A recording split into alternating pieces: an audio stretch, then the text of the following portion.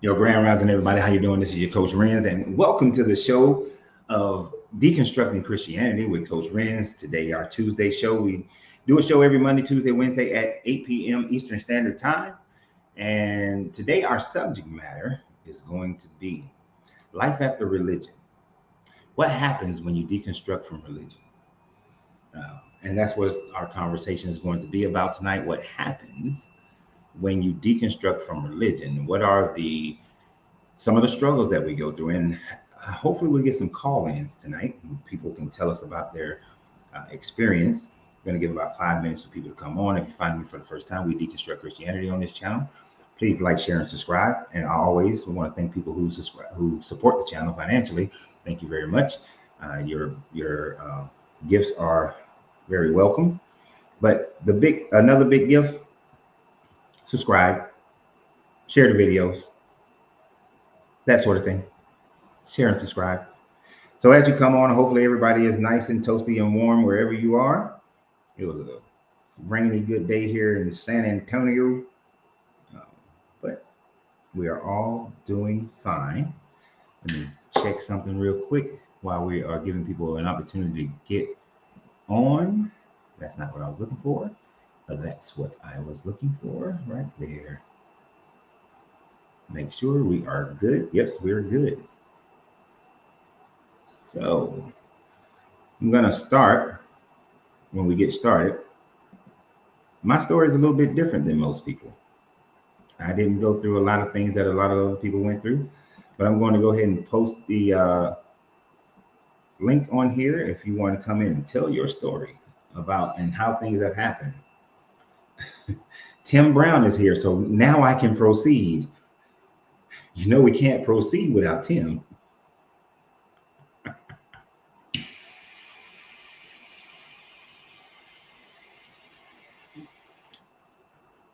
We're simulcasting on Facebook and YouTube, so if I answer anybody's questions, and I'll put it up here, that way everybody can see the ones that I answer. Of course, YouTube people can only see YouTube comments. Facebook people can only see Facebook comments. Love you too, Mike. Come here. But if you missed yesterday's live was great. It was great. I dare say it was great. We had a biblical apologist who came on and tried to express his thoughts. Well, he expressed his thoughts, and in my opinion, it didn't go so well for him. And I'm not being biased. If he had expressed himself genuinely, not repeated the same thing over and over again, actually answered the questions instead of avoiding them, I would have said he did great, but he didn't. So I got my coffee, got my cigar. So tonight we're going to talk about how life has been for people once they have deconstructed, and also what you may be going through now, some fears that people have when it comes to deconstructing, and which holds some people from doing it themselves. There's a video that I've been looking for, a gentleman where he was talking about how his church would hate you if you deconstructed.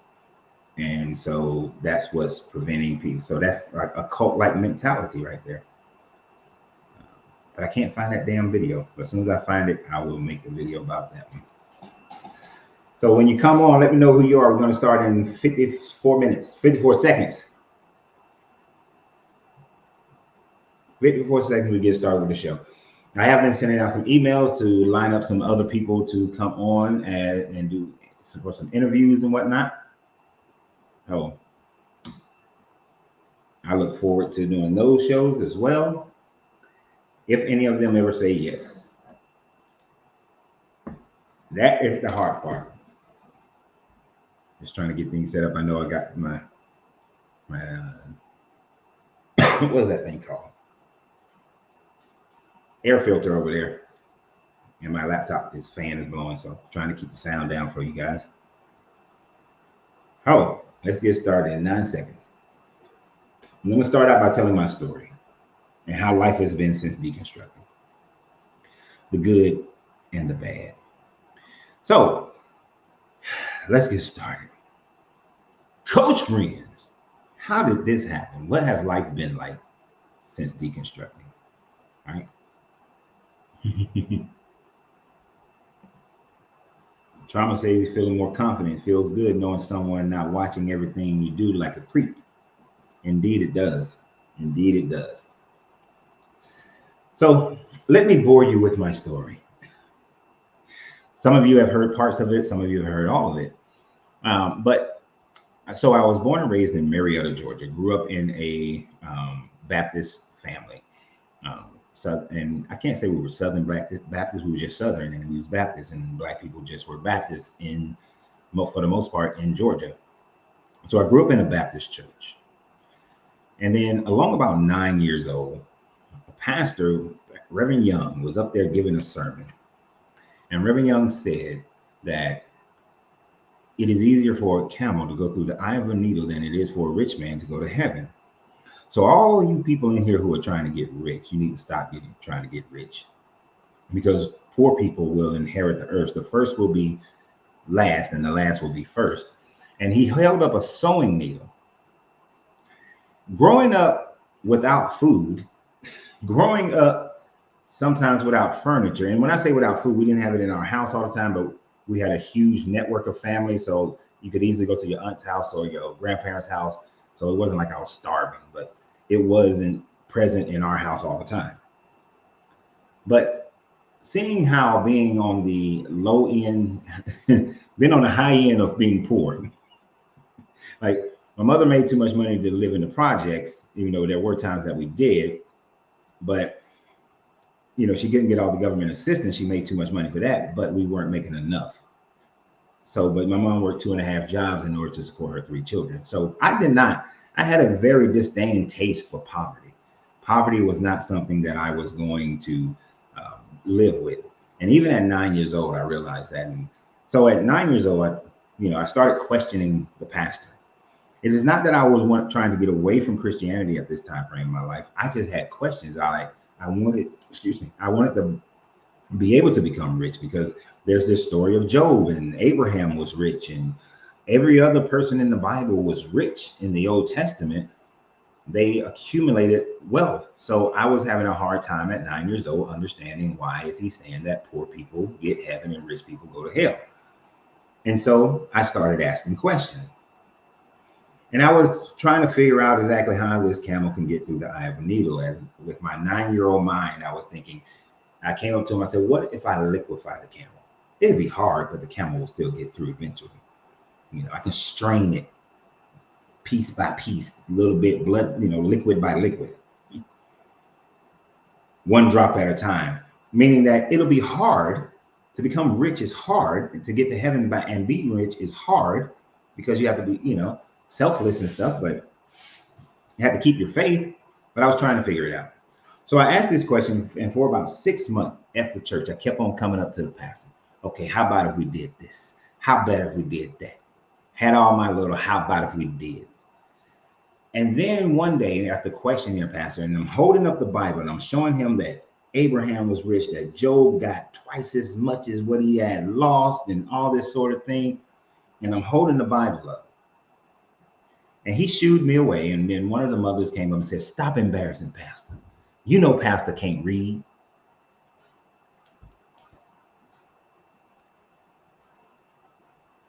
That's what she said. So of course that bothered me, because by this time frame, I had begun to read the entire Bible myself, right? I was trying to understand it.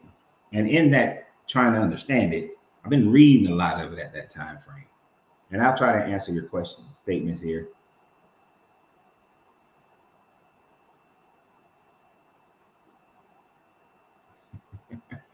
Yeah. Don't you love when Christians, I don't know if you're being facetious or you're being serious. I don't know. But anyway, be on you. So I was trying to figure it out. And let me make this, because I can make this real long. So let me make this a little bit shorter. So I started questioning when I was 9 years old. And then when I found out that the pastor couldn't read, my mindset was, If he can't read the Bible, then how can he study the Bible? Because the Bible says, study to show yourself approved. And although people tried to explain to me that people in the old days who couldn't read would study it by people telling them what's in it, then my mind was, how can you know what they're telling you is true if you can't read it to verify it? So I was having problems with this pastor not being able to read, and I'm supposed to take my biblical lessons from this pastor. So I continued to read, and I continued to question.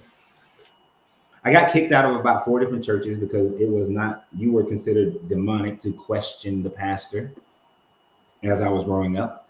So I was called many different names. Many of the young ladies that I wanted to date, their parents wouldn't let me date them as I got older because I was known as that kid walking around Marietta who think he knows more than the pastors. It wasn't until I started going to this one church because my best friend was going there, and because he was there, that pastor was very youth oriented, but he was also well educated. He didn't mind the questions.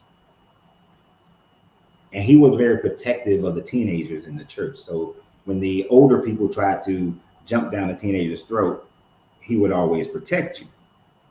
So there was a bunch of mishaps that I can go through, but needless to say, it was very rough growing up in Marietta, Georgia, which is right outside of Atlanta, and not being Christian well, I can't say I was still Christian at that time. I believed in the Bible. I believed in Jesus.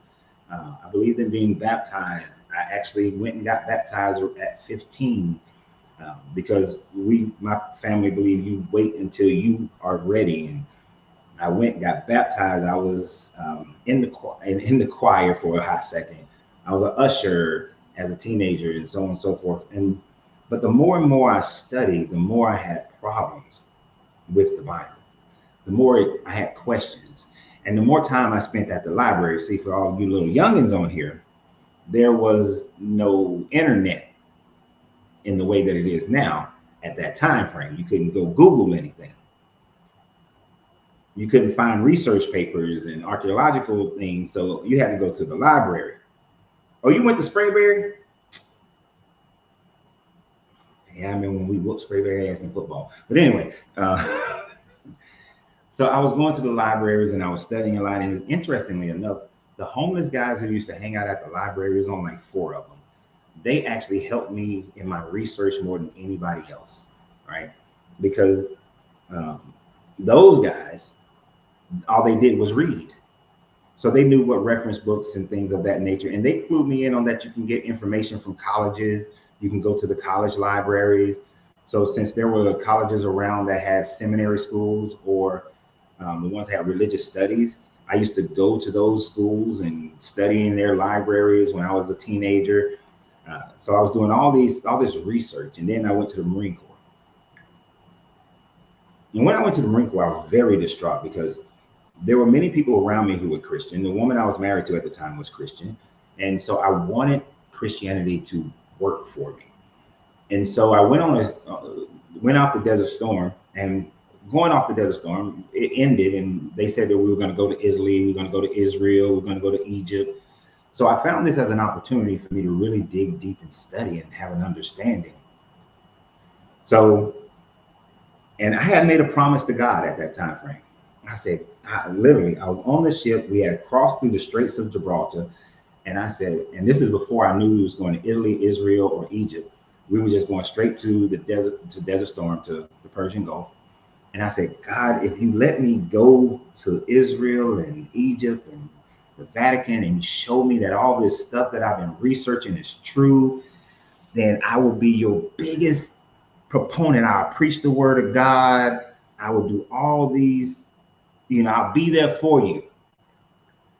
And we went to Israel. I spent 4 weeks there and I didn't have to work, right? We had the training to do. I finished the training like in a few days, within a week. And so I was free for 4 weeks to explore Israel. And everything I found in Israel was just going against the Bible, going against the story. I did learn some of the things that it was going against what was taught. Let me rephrase what was being taught in the States. Like, I actually saw what the eye of a needle was. And there was a Jewish gentleman who worked at the museum in Tel Aviv who corrected me on the understanding that a rich person has to be able to take off all their wealth and, bear themselves and so on and so forth. And he explained it to me. And me and him, dating myself, we pen paled for about 4 or 5 years. We was pen paling. I would ask questions. He would send me information. He would tell me where to go research. Well, he wouldn't really send me information. He'd tell me, go research this, go research that, go research. All right. And when I went to Rome, I saw all kinds of things that made Constantine's story a lie.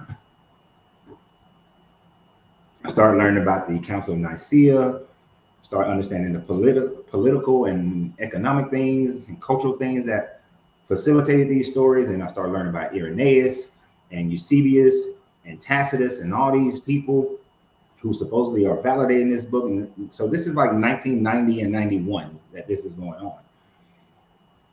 And I come back to the States and I'm still I'm mad because I thought God was going to show me that this stuff is right.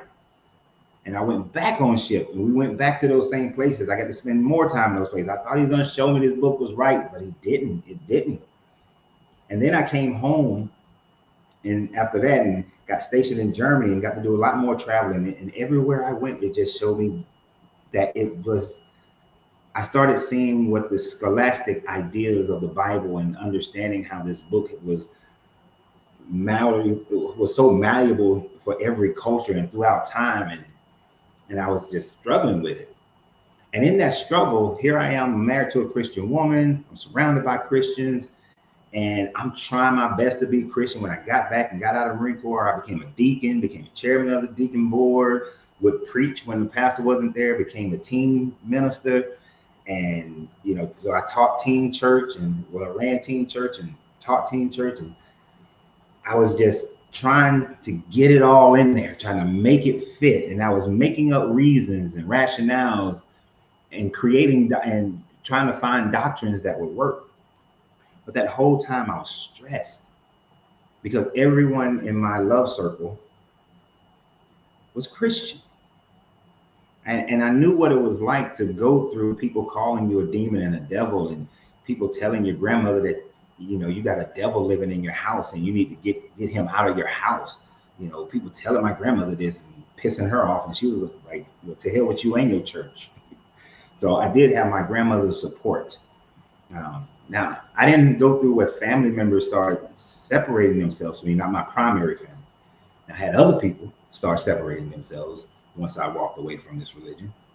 But it was like all of that. The struggle was I was so afraid of losing family and losing friends and losing the community that I had that I was trying my damnedest to make this Bible fit. And I know a lot of people go through that they go through that process of that fear. And it's not a fear of losing the religion. It's a fear of losing your family and losing the love and your friends and all that sort of thing. And then there was the fear of if I'm wrong and I might go to hell. And so I had to deal with that. But then when I was around about 2008, 2009,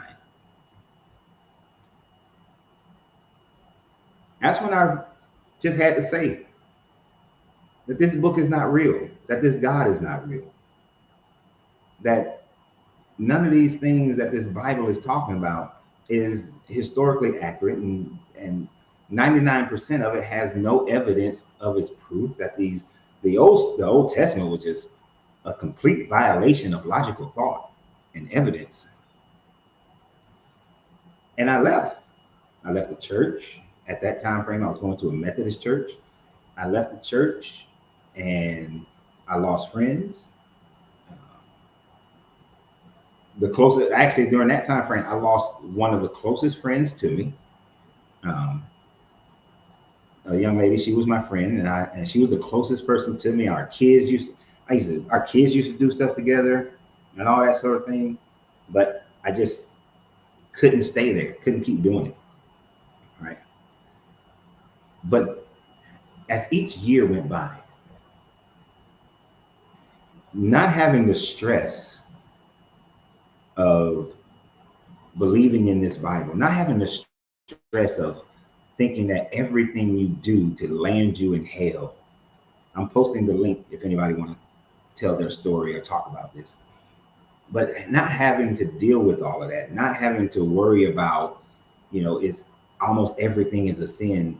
You know how pervasive it can be to someone, especially, and excuse the way I'm gonna say this, but to a man with a high libido, to say that if you even look at a woman with lust, then you committed adultery, and that if your eye offends you, you should pluck it out. I have a tendency that every woman I look at, I think, what's sexy about her? It may not be the whole package. I might just say, she got cute feet. She got a nice chest.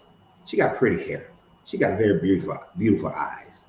I'm very optimistic, and so when I look at people, I'm always looking for what's good first. Now, every time to time I look at what's crazy, but as a Christian, that stressed me out. It did, because I would be in church and I'd be like, "Oh, she has a nice dress on, fits her frame very well." Ah, damn, that's simple. Lord, forgive me, forgive me, forgive me. Oh, forgive me. And especially you have them same ones that come to church and they always looking good. And you be thinking to yourself, yeah, she's fine. And they start holy dancing and everything be shaking, shaking, and shaking. And you're like, and then you try to look away and you got to be like, oh, and you feel all that guilt and all that shame. Mm-mm.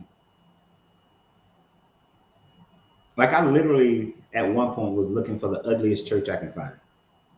I wanted to find a church with a whole bunch of ugly, just unattractive women.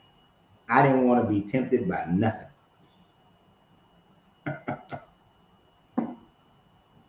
Oh, and I did skip the part that through a time frame, I did start studying all the other religions, thinking that maybe Islam is right, maybe Judaism is right, maybe Buddhism, maybe Hinduism, maybe. And I just found them all lacking. Right. But since I came away from that, I recognize that it's perfectly fine to look at a woman and say, oh, she's an attractive woman. It doesn't mean I want to sleep with her, because 99.9% of the time, I don't. My thought isn't, damn, she bad. I bet she probably good in bed. I want to get some of that. That's not my thought. I don't think that, because I've met women who were incredibly attractive, and as soon as they open up their mouth and they start talking, she gets uglier and uglier and uglier the more she talks.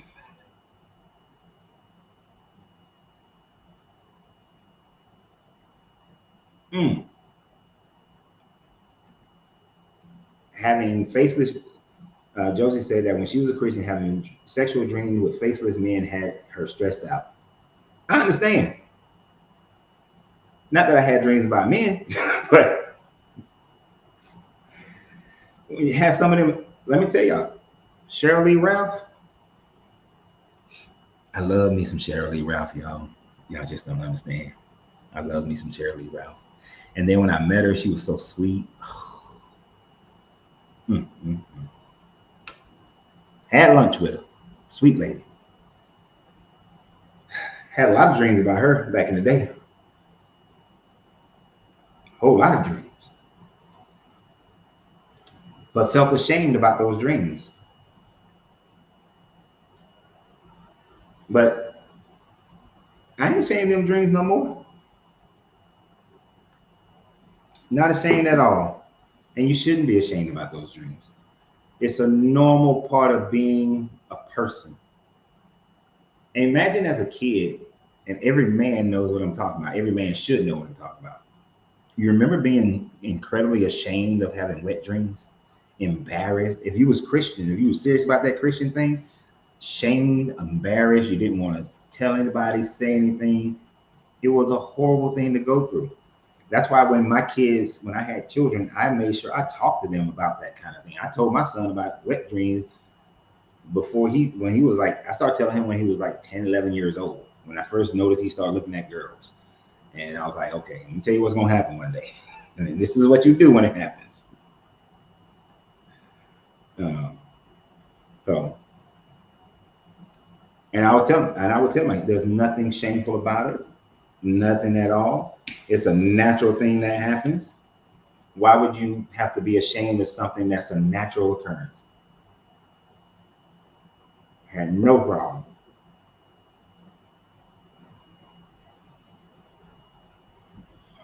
I had to put this. Wait. I got it. Did you get Shirley a break in your dream? Hell no. Sun up, sundown, sun up, sundown. Didn't even eat. Sun up, sundown. Didn't even sleep. Just sun up and sundown. Especially after that, I met her and had lunch with her that night. That I dreamed all about that lady. I was hoping she would be rude and arrogant or something like that, so that I wouldn't, so that it would like destroy my thought process of her. You know how like you, they say you're, I don't know, plug this microphone in. You'll be disappointed if you ever meet your idol or whatever. Nope, wasn't disappointed at all. You know,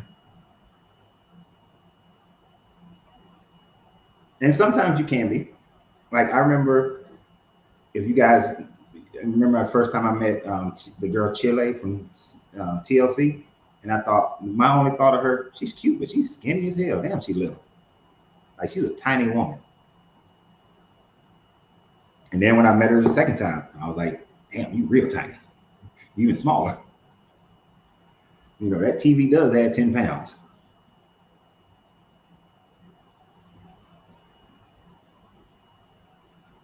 Mm. Leon's stupid. Leon said he never had one, but was also never afraid to jack off before I went to sleep. I used to be embarrassed about that. I was in a relationship where I was sexually deprived. I didn't want to step outside the relationship, and so this was my girlfriend, right? And also in the practice of tantra, but that's different, not from even being sexually deprived. But during those years that I was Christian, I felt ashamed of that. Like I had to do it because I was getting mad and frustrated, but had to do it.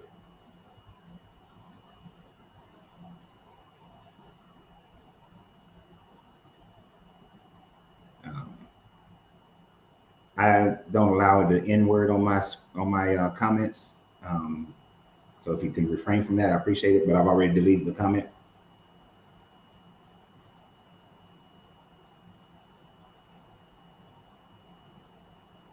And people don't understand this. So Florida Geechee said, I was a fundamental evangelical Christian for 20 years, and I suffered from anxiety and insomnia. Once I left religion, my stress levels decreased tremendously, and I sleep like a baby now. That's some of the things that people don't, and that's what I want people to hear who may be watching this and they're so afraid and they're having all this anxiety, that when you a lot of your anxiety and stress comes from the religion itself, and then when you free yourself from it, you don't we could trifold, is that mutu trifold, we call you trifold. uh, when we come out of this psychosis of this religion, a lot of your stress goes away. Like I didn't have to stress, one, I didn't have to stress about becoming wealthy, about making money. I was literally concerned about making too much money and becoming rich, right? Even though I had understood the correct understanding of that statement, it still bothered me because it's still indicating that it's difficult for a rich person to enter heaven. And I was like, okay, I got to be able to not worry about material things. I don't go out and hurt people to make money and, all that sort of thing. I got rid of that. It was like, okay, it's time to do some business around here. Time to make money. And then I realized there's only so much energy I'm going to give to making money.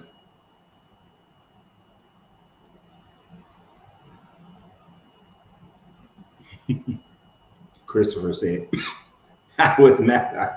Damn. I swallowed and talked at the same time. How is masturbation more shameful than incest? It's not. And actually, I'm planning a video where I'm talking about incest, all the incest in the Bible. So there'll be a video coming up soon about incest in the Bible.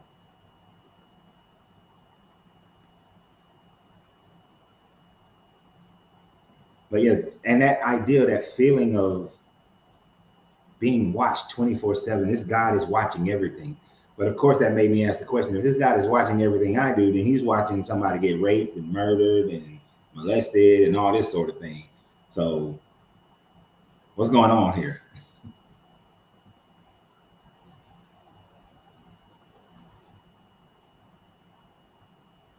And I know I saw Texas guy that said that self-pleasuring is very healthy. It sure really is.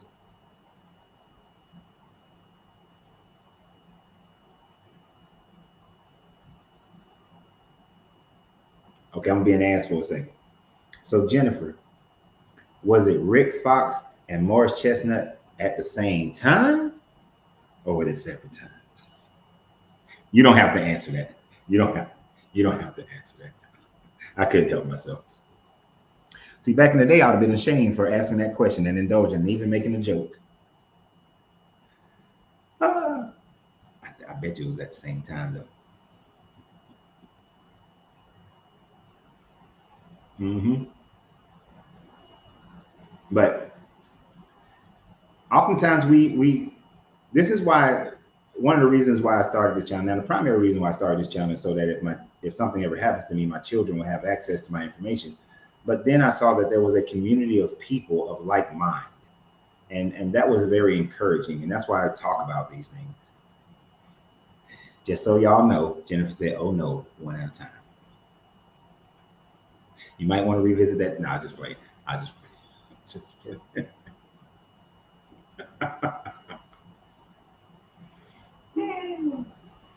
Mm, mm, mm, mm.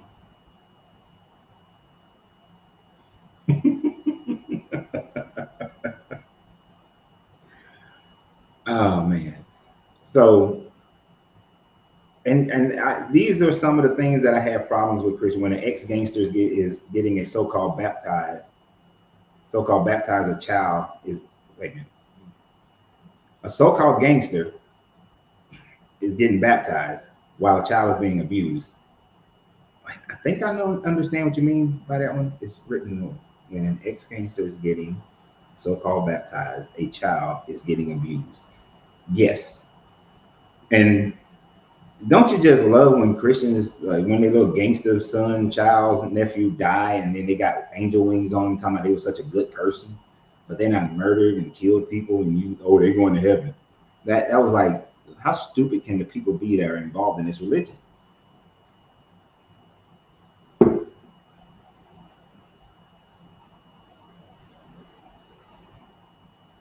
Thank you. A little self gratification right there. A little self gratification. Self gratification. Yes, 100% correct. Go to the page and buy your shirt. Go to the store and buy the shirt.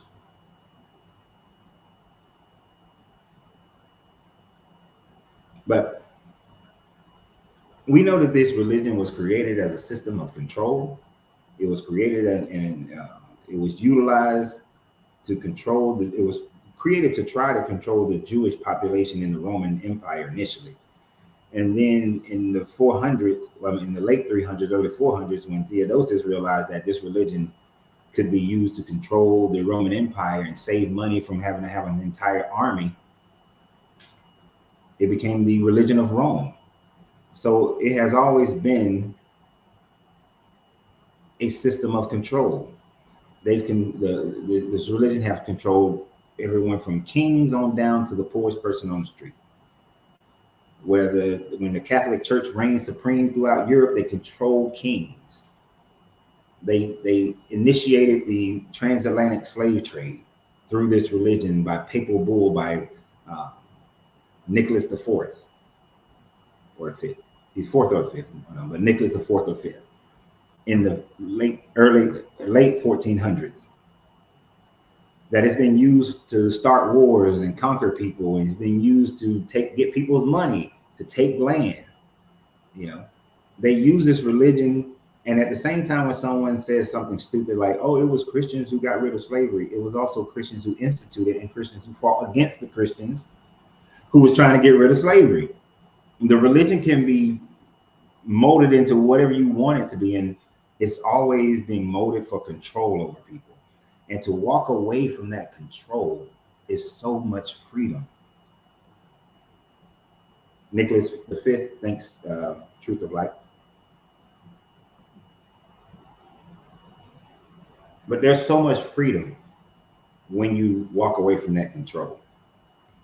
Now, sometimes you bite your tongue to not hinder or bother people that you like, that you care about. But for all other courses, you're free. Popes, what exactly is that again? The voice of God. And the popes ain't nothing but a scam.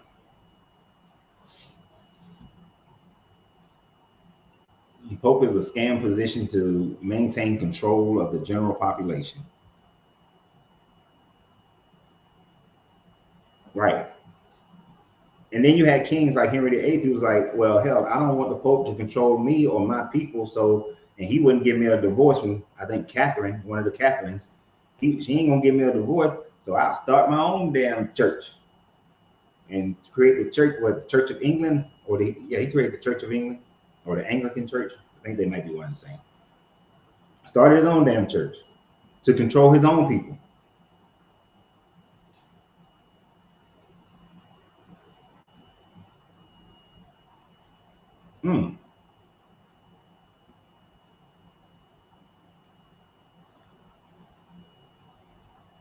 So y'all still married. How is that working? I would love for you to come on here and tell us about it, if you're willing. Sick of people talking about forgiveness. Our culture is big on that bull. Exactly. I don't believe in the forgiveness of what was done to the ancestors, what was done to my ancestors, what was done to everybody else's. To me, is like whatever actions you put on somebody else, I put them right back on you. And I'm not going to forgive you for it. And if you're still perpetuating that system, I'm not going to forgive you for that either. Yeah.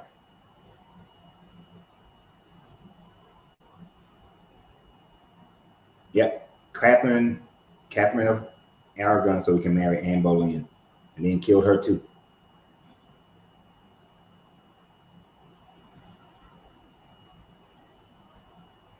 But yes, it has to be hard for Jennifer to deal with the situation that she's in.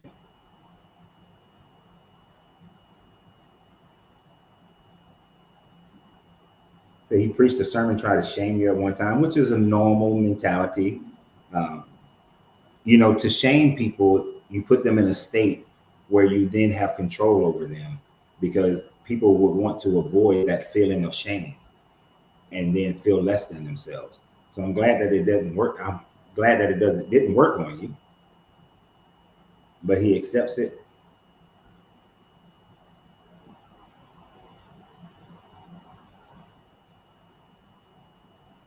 So Jennifer, if you'd like to explain things in your own words, here's the link.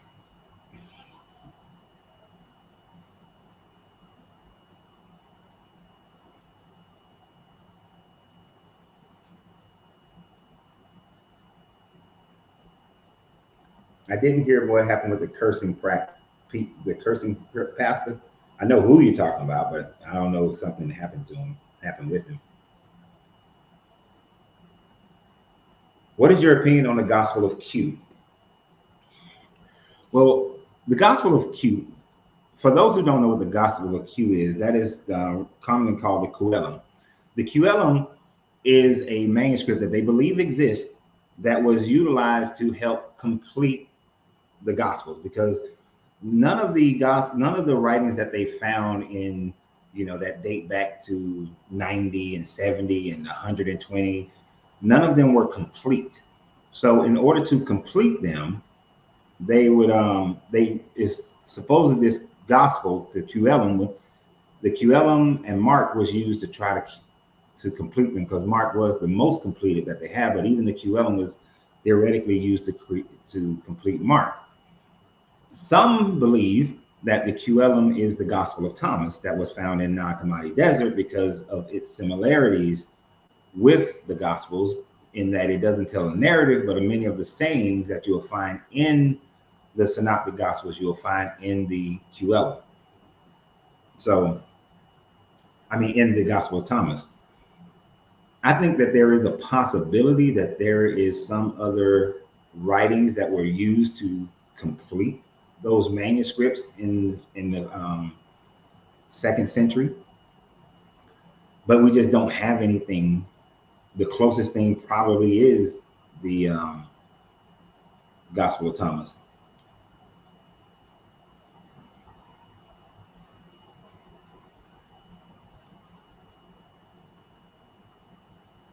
Heal, she's married. So heal, she's married.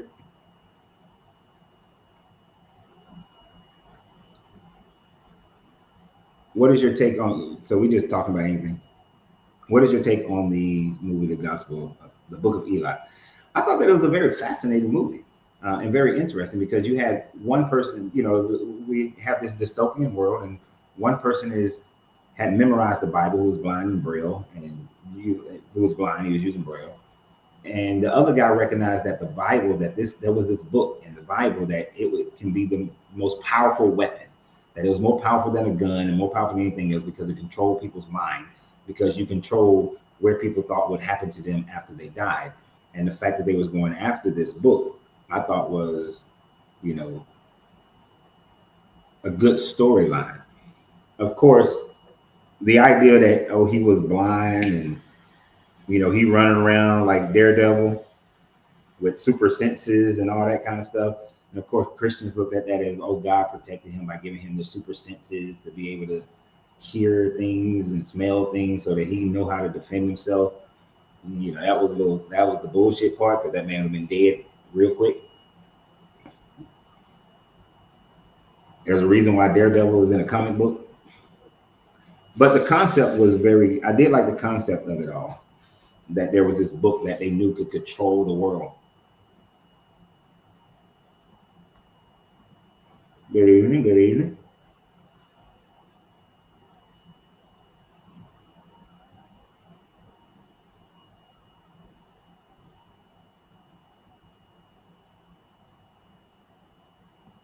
You say, forgot that Anne Boleyn gave birth to Queen Elizabeth, aka the Virgin Queen, because she couldn't conceive a child. She inherited the father's biological disease. Oh, the Virgin. Now, isn't no? Who was it that made them go back to? That was Mary who made them go back to being Catholic and was killing everybody. Correct me if I'm wrong on that. Truth is bright, but it was Mary, who is known as Bloody Mary, who was forcing the church to go back to being Catholic, and she was killing people who wouldn't go back to being Catholic.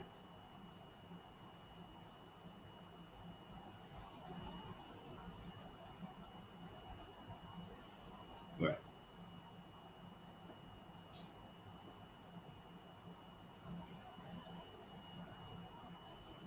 You thought I thought it was supposedly true. The movie book of how did you think that was true? The world had been destroyed.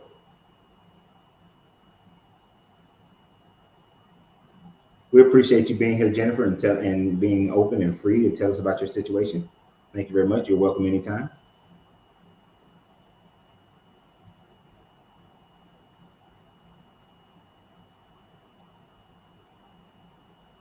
And Texas Goddess, you're right.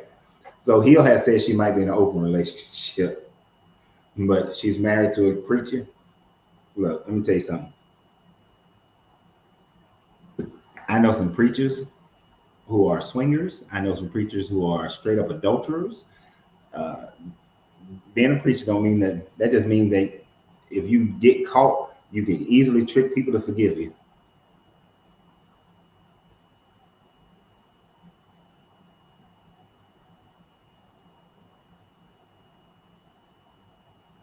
That's right. You gotta free yourself to be yourself. Your greatness is not negotiable. Exactly.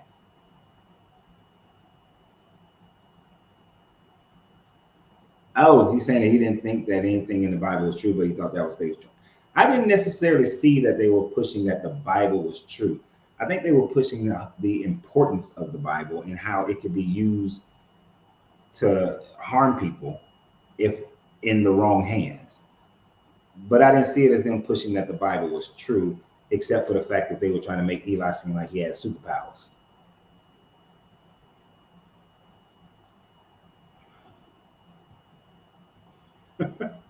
Jennifer said she don't have that type of open mind. Y'all leave Jennifer alone.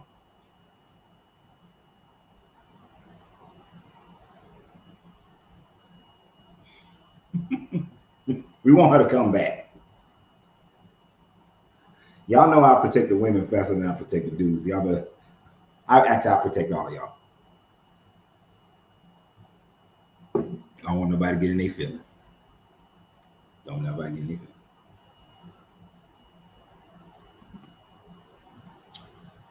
Do I think that most of these preachers know the truth about their religion? Yes, to a certain extent. I think any pastor that's went to seminary school or religious studies certainly knows the truth about their book. Some of you are brought up in the church pastors. They have an inkling of an idea. They know that things don't, but they've been preached the doctrine and they believe the doctrine so much that I think they're walking around with blinders on. So they know something is off. They know it's more. The ones who grew up in the church and became pastors in the church, but they so blind that they don't know what to do. They pulling on the teeth with the reins. But the ones who studied in seminary or went to study religious studies, they certainly know the truth. They certainly know. But emotionally, I think for those people, I think for all of them, even when they recognize certain truths, for the most part, emotionally, they can't let it go. And then I do know a bunch of them who financially can't let it go. Their finances are so entwined with the church that they can never let that go.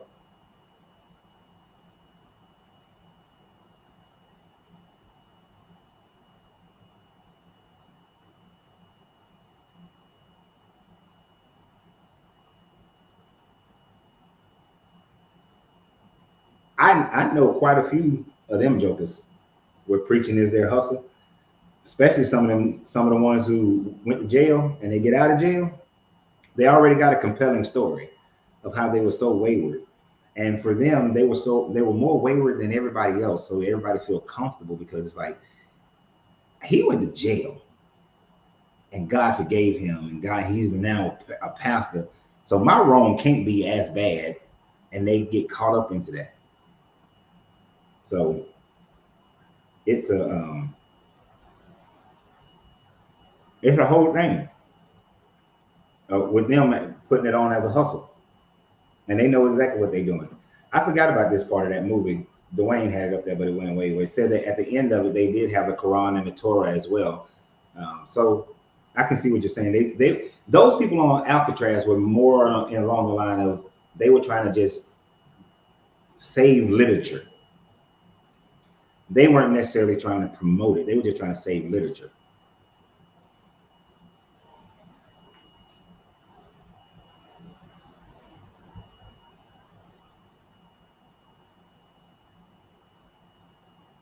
But the Bible stories are the Bible in itself. That's all it is literature.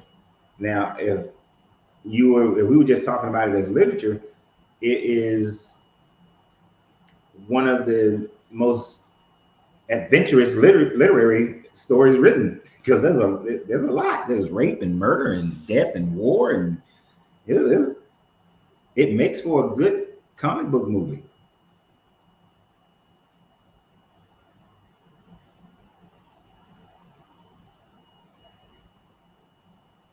Yes, it did, because I was one of those Christians who would not do things on a Sunday, and I wouldn't play golf on a Sunday. I played a lot more golf on Sundays, especially even when I had my kids because they would go with me. But uh, I played golf a lot. My short game got real good. Hell, it was during that time frame that I first shot in the 70s, in the high 70s.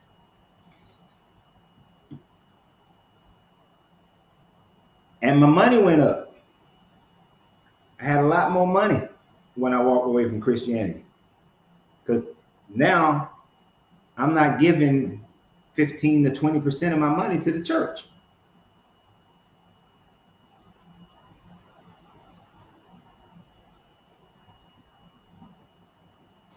And I think they put those pictures up there, even though it's idolatry.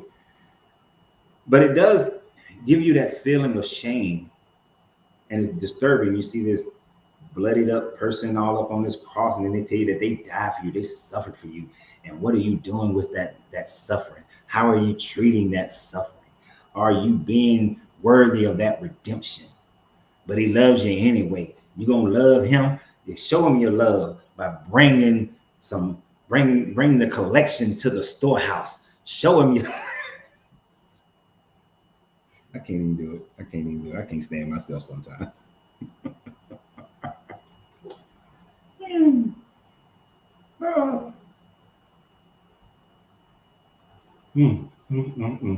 But yeah, look, it was when I stopped going to and believing in Christianity and stopped following the church that I then had enough money to take where I had one gym and open up a personal training studio, in downtown Atlanta, and then another yoga and personal training studio in Midtown. I was able to expand my business when I walked away from that church.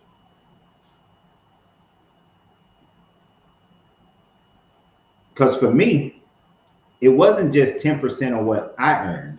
It was 10% of whatever my business earned. And at that time frame, I had a small gym and had a bunch of personal training clients. So I'm sitting up here, and in total of 1 year, I was making, anywhere from 180 to 250. So I'm giving 10% of that to the church. And then there's the building fund. And then there's the time frame when somebody's indigent. And then there's the time frame when a special offering. Then there's when a pastor comes visit and give a love offering. So really, it always totaled up more than 10%. It was like anywhere up to 20% of your money that you was giving out. When I stopped giving that, I was able to take that 18,000 or that 20,000 and go and open up an extension of my gym. So it was like, oh, it's so much better to not give my money to this church. So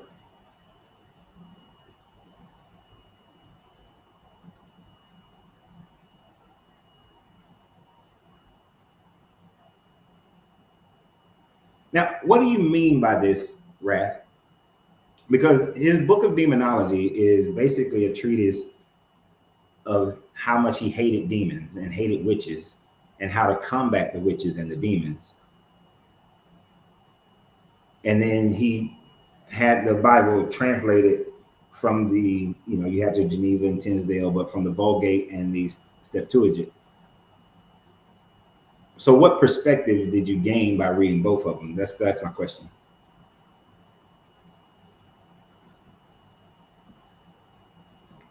And again, if anybody would like to come on and tell their story or talk about something, here's the link.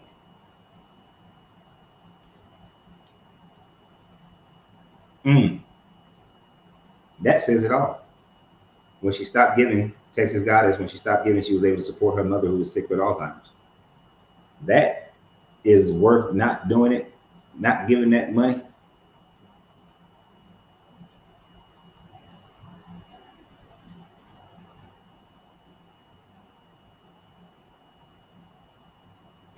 Evelyn, your sister twerks in church. The base man in me says, I like to see that. But that is so awful.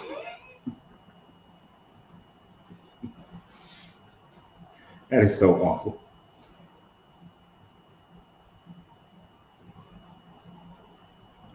And I've only met one pastor, and that is Reverend Purvis.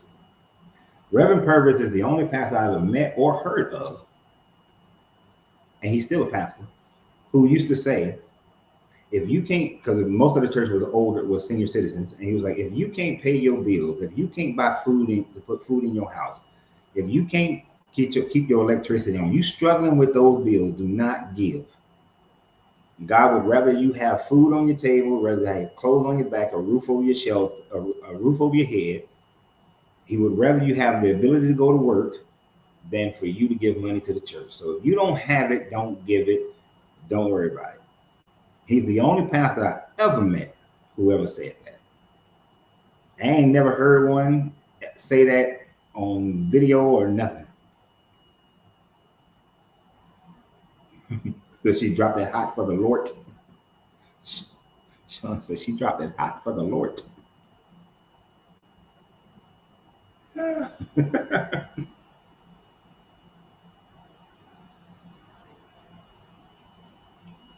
But twerking ain't that much different from the, you know, when they do that holy dance. And let's be honest, dude. I want every dude in here to be honest. You love to see certain women do the little holy dance because it be, you know, the chest be bouncing, the booty be bouncing. You know, you love to see that when you was in church back in the day. You don't be lying. All right, Texas, you're gonna have some of these men on here trying to contact you. They're gonna be all up in your DMs.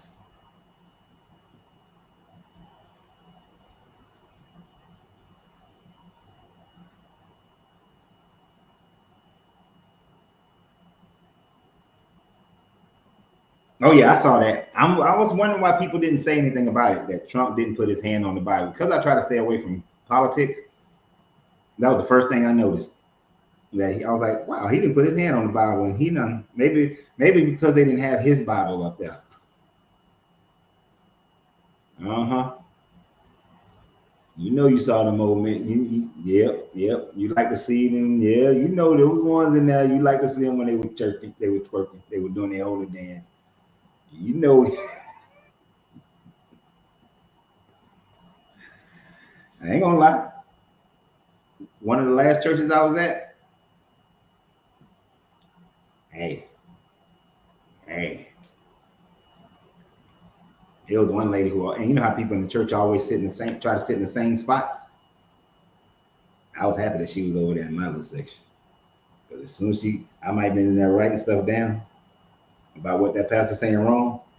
As soon as I see it, the corner of my eye, I see them shoulders be going.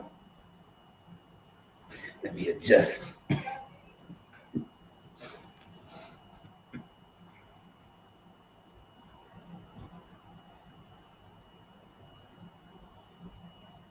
right, see. Now, Texas, you say that nobody want to see that tomfoolery.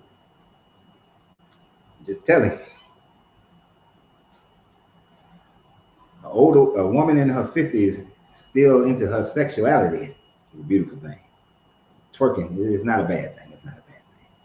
Because a 50-year-old woman gonna do it differently than them little 20-year-olds. You know, they come off differently. Come off differently.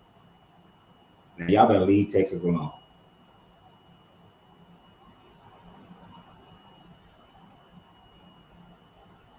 What up, Wayne? Philadelphia in the building. But yeah, you see them women in there twerking. Y'all know every man is in there is looking. They be lying. When you see the ones stand up and close their eyes, it's because they like, okay, I'm not looking enough. I don't get caught. My wife, she right here, and I know she looking at me to see if I'm looking at her.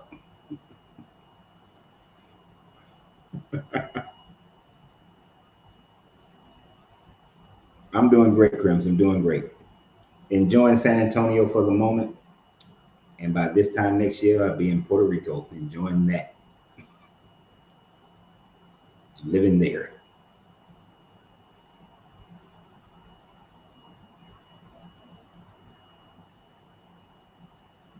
Wow. Said you a brother met a tall, big butt church girl. She took him to the church and they fleeced him dry with Bible classes. It's a scam. It's a complete scam to get money out of people. You know, religion in itself is one.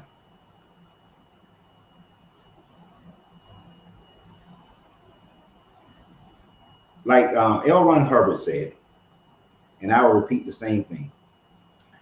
If I wanted to just become rich, the easiest way is to create a religion or become popularize myself in a religion. There is absolutely no doubt in my mind that if when I had came back to Marietta, if I had accepted multiple offers from different churches, and these were like 2, 3,000 member churches, to become an associate pastor with their churches, and they were going to provide a scholarship for me to go to seminary. Actually, one of the seminaries was Dallas Seminary up the street. Not 4 hours up the street, but up the street. There is no doubt in my mind that I would not have become a big, I would not have had a big church, a 5,000, 10,000 member church by this time in my life. It's a scam. It is a big scam. I remember going to this holiness church and they took up like 5 offerings, and them jokers wasn't gonna let me out the door until I gave some more money. And I was like, I will fight y'all. I told that lady, I will fight you right here if you don't open that door. You done lost your mind.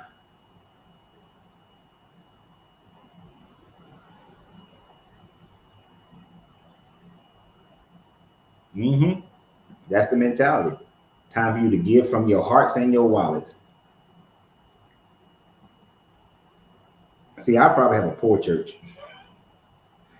Hey y'all, if y'all don't want to help pay the bills here, don't worry about it. But you're still welcome to come here. You don't worry about that. I wouldn't use guilt, none of those kind of things. Even if I had accepted those offers.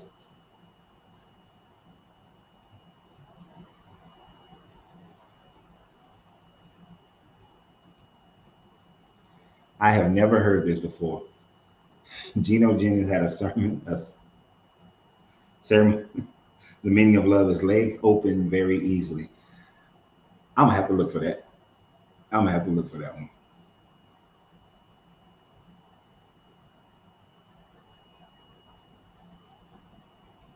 Self-investment, best investment you can make. Your mother used to give the church 90% of her income, and when she didn't have anything, she told us that the Lord would provide. And did he?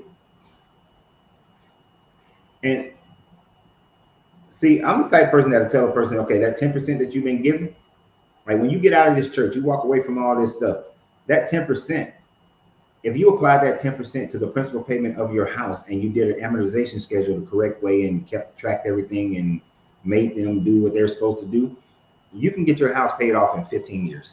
You can cut 15 years of interest off your house. Instead of paying, let's say you had a $200,000 mortgage, and instead of paying $350,000 in totality with interest, you can cut that thing down where you may, with interest, only pay about 275, 300, instead of paying and cut out 10, 50, 15, $20,000 of mortgage just by doing an amortization schedule and investing in yourself. And that's where that's coming from, when you're like investing in yourself.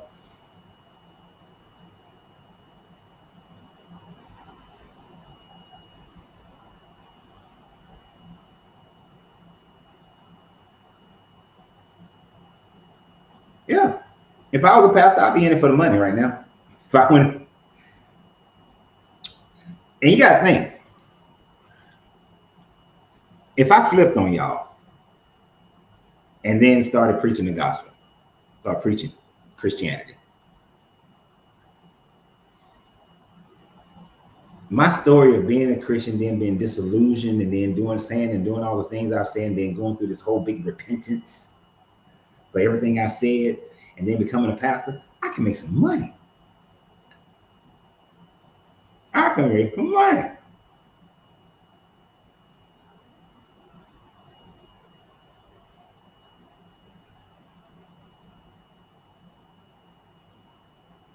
No, you're right. I know religion does play a part in our politics, and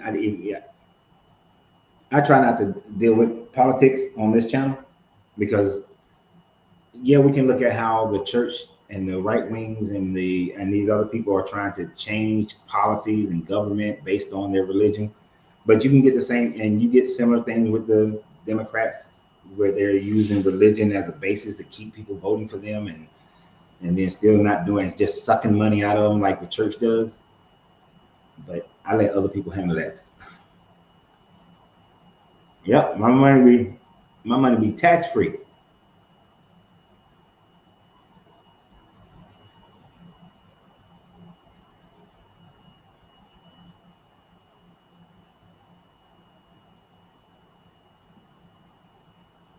I haven't listened to Ray Hagan.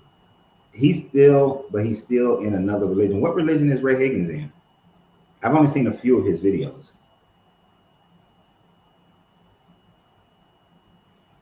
His videos look too much like church. Like when I see his videos and he does like the whole scene, he does all the programming of church, of Christianity, and then he talks against it. But yeah.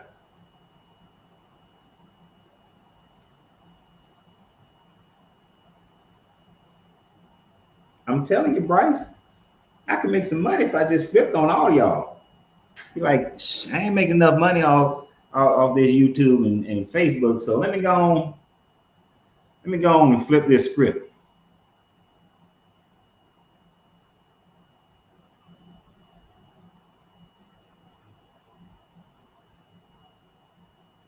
Okay, a lot going by real quick. Oh, he follows the Egyptian religion.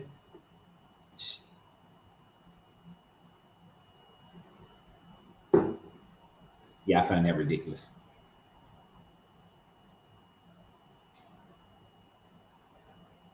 But here's the thing about that. Um, if you follow that, there's a lot of black people and white people, but there's a lot of black people who want to identify with Egypt in the same way that they want to identify with the Hebrew Israelites, want to identify with the Jews. The next best thing to walking away from Christianity is to identify with Egypt, because Egypt, in everybody's mind across the world, was a great kingdom. It's nothing but good stuff. It's a bunch of good stuff, right?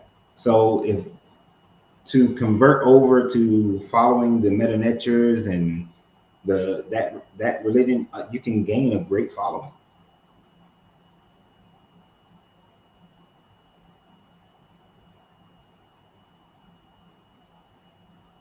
And I researched it, I studied it, but his mythologies are no different than the mythologies of anybody else at the end of the day. Now, I would probably give them a higher degree of spirituality than I would give Christians, but it's still based on mythological beings. You know, was the universe created by the Abdo, or was it created by Atum? Was it created by Amen? Like, who created it? What did Ra create it? Did Sekhmet? Is Sekhmet real? At the end of the day, it's like all these. It's still the same kind of thing.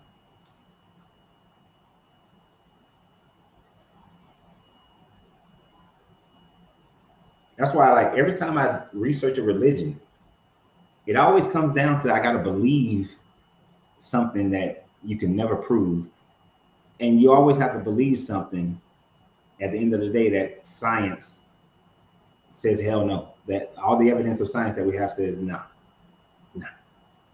You know, we didn't come from a cosmic egg. You know, the universe wasn't created through a cosmic egg. It wasn't, you know. Now, if we just looked at it, and when I looked at the Kemetic science, if I just look at it from an energy perspective, then some of it makes a lot more sense. But to put some kind of belief in Asar, Set, and Heru, and no, and the big giant snake Apophis is trying to conquer and make the universe dark again, and Ra and Set are on his boat, and they fight Apophis every night to keep away the darkness. No.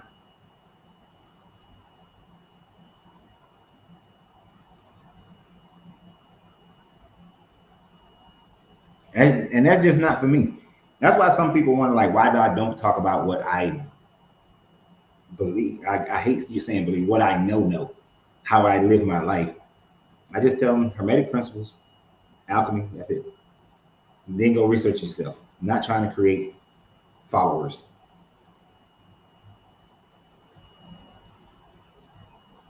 And the worst part that wouldn't allow me to create a religion is that I tell you that I don't know.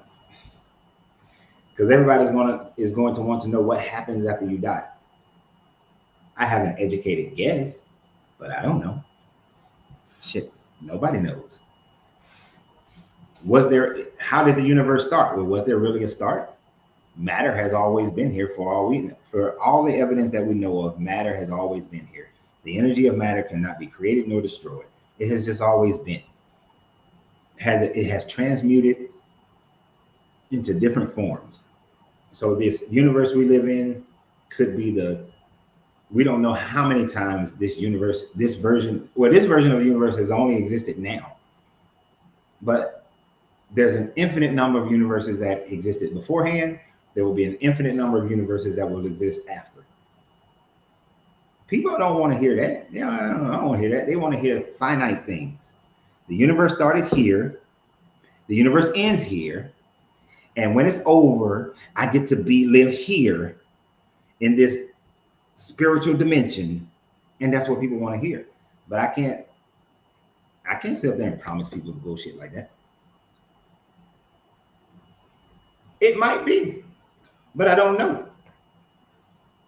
You know, you may wake up in some alternate dimension, or you may wake up reincarnated into the the 5 times from this creation.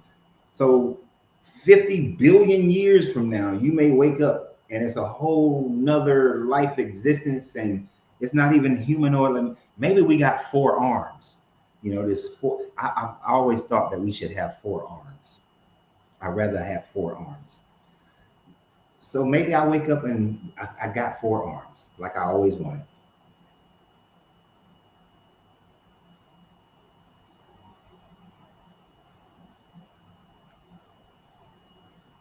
And I don't think anybody has ever known. People have just created what they think happens because people need that for some reason. People need to feel assured. But for me, I would be teaching that what you need to be assured of is that you live right now. What you need to be assured of is that you know you will live until you die from here. That's guaranteed. Until you die from here, and although you don't die until you're transmute to whatever the hell happened, you are only conscious of what's going on right now. So make the best of it. Live the best of it. Don't encroach on somebody else's ability to do the same, but make the best of it. That'd be the best thing that I could teach people. That, hey, instead of you stressing over everything in life, instead of you stressing over every detail, enjoy this life, because there's no guarantee that there's something after this one. And why are you holding back on being who you are? That's why I say my saying at the end of every video, almost. Why are you because the idea is, why are you holding back on being who you are, on exploring you, enjoying you and everything else around you? You know, you want a piece of cake, eat the damn cake. Understand there are consequences for everything, but eat the damn cake, anime. Enjoy yourself. You only got one shot to eat that cake. Enjoy it. Who knows if you're gonna have a shot to eat the cake tomorrow? You don't know. I may not wake up in the morning. I plan on it. I expect to. I'm pretty sure I am. But there is the possibility. So enjoy it. As long as I'm not hurting anybody else, enjoy it.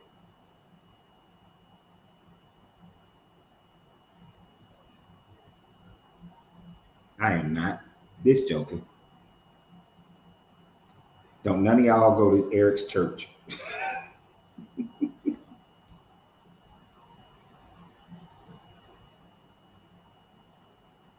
This, I always wanted to be a speedster. If you join my church, you'll get a comic book powers when you die. You know what? You know what, Leon? I guarantee with the number, because I do love comic books. I love the comic books. I love the superhero genre. There's people who would believe that you could start a church based on that belief that when you die, and what you could say is you exhibit things now in your life. I'm gonna take you through. I'm gonna take you through a process where it will exhibit certain aspects about you, and those are the powers that you're going to have. Like if you're very intuitive about how people are thinking, then you're going to have Professor X powers. If you're strong and you don't bruise easily, you're going to be Colossus powers. Or, if your anger actually is destructive, but it helps people, you're going to be the Hulk. You know what I'm saying?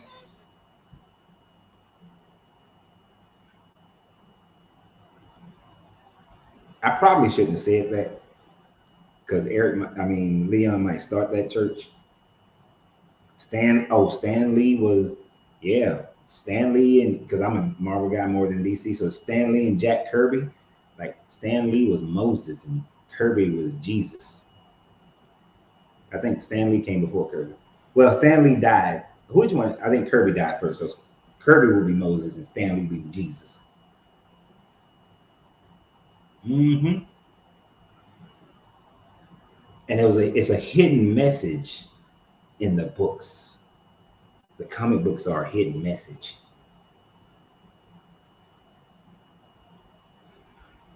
While you're playing trauma, there is a guy that a friend of mine introduced me to, and he basically just does sun worship.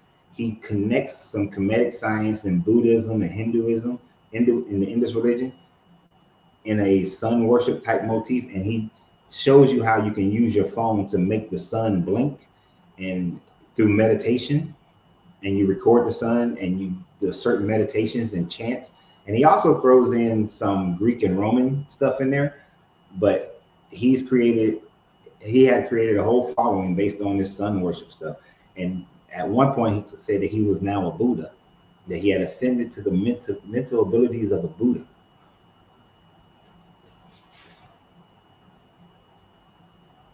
I forgot what his stuff was called, what his name was.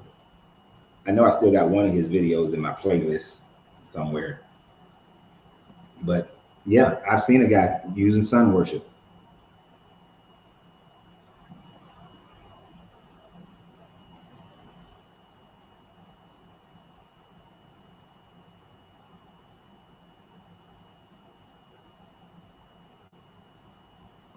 Is there an arc in every culture of the world since the beginning of time? No, no. Some of the flood stories are people just went to the highest, like the Peruvian story is people just went to the highest mountain, like groups of people went to the highest mountaintops. Some of the Southwest Asian stories, people just went to the highest mountaintops. But many stories do have a boat where they collected animals.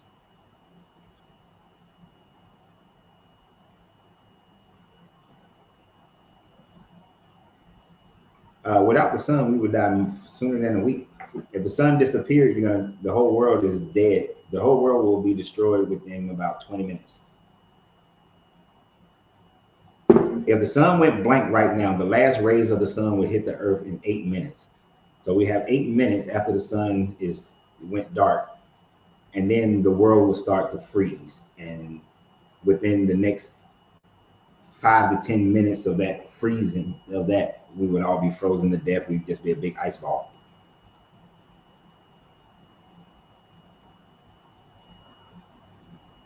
So the world would end in like 20 minutes if the sun just went out.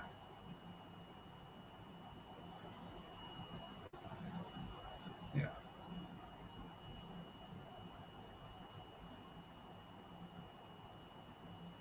Yeah, this is why sun worship was so popular. Now, almost every culture has some type of sun worship because they realize the sun is what gives life.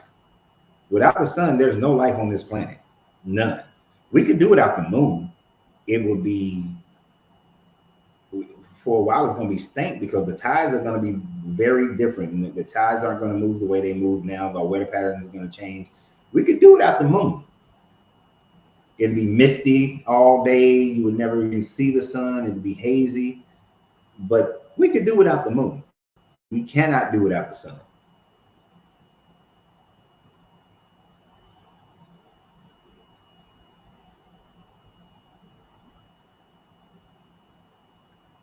You know, you cannot do without the sun. Right. The moon reflects light from the sun, but the moon go away, it would change everything. We go through a whole bunch of stuff, but that sun, can't do without that. I think the worst part of the moon going away would be how much sea life would change and how much sea life would die and how stank that'll be for a while. And without the tides, certain weather patterns would be all jacked up. Like with the tides being greatly diminished. Mm-mm.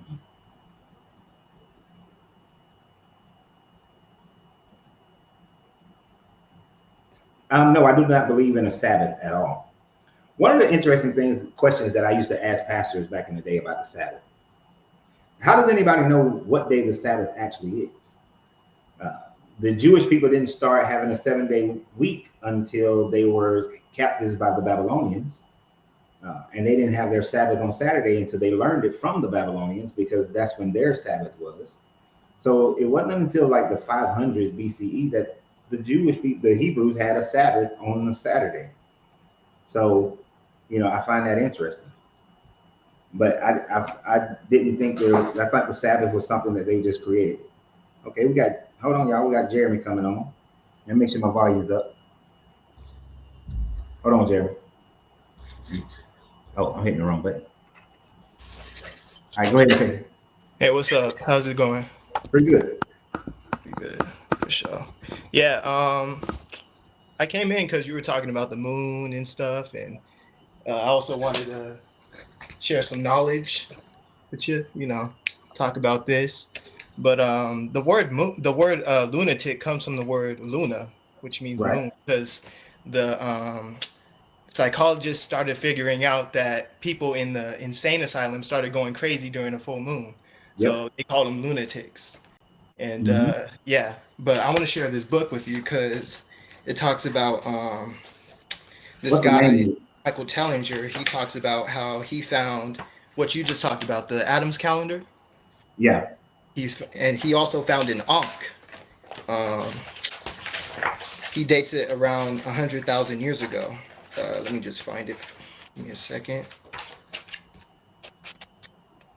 Right here. If you see it right here, he I finds an see. Ankh right Hold here. on. Wait a Huh? minute. Let me see if I can make yours bigger. Okay.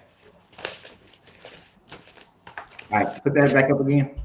Okay, so he finds an Ankh right here, and it's inside a circle, and it has like the rays of the sun. Okay, and Okay, that huh? was found at Adam's calendar. No, it was found in South Africa, but not like near the. It was found actually near it, but I don't. It says right here, an Egyptian ankh carved into a glacier slab at Dracoepsland, South Africa. This petroglyph is worth 1,000 words, since the ankh is inside a radiating circle, suggesting that the Lord of Light has the key to eternal life. It also suggests that the secret lies in the frequency of light, or is linked to some kind of vibrational energy that combines sound and light. This knowledge would be consistent with the circular ruins of southern Africa that were used to generate energy by using sound and possibly also light. This understanding of the flow of energy in sound and light was rediscovered by Keeley, Tesla, and Rife in the late 20th century. Mm-hmm. And this is right. It shows Nikola Tesla and the guys who discovered energy. And they didn't believe in the atoms, the whole concept of neutrons and protons in Mm-hmm. electricity. They didn't call it that. They just called it like energy, basically, vibrational energies. And uh, hold on. Yeah, because at their time frame, we didn't have microscopes that can go that Yeah, deep, we so it didn't. wasn't known. Yeah, and he also finds ruins right here. Hold on, Yeah, this right here. right. And what he found out is that these rocks, they're made of rocks, And what he found out is that they're generating energy. And there's a video of him, you could look him up, Michael Tellinger, and he's hitting the rocks together and they're making like these sounds that you don't normally hear coming from a rock. It's pretty interesting stuff. But And what's that guy's name? Michael Tellinger, Michael, and then Tellinger, Inger.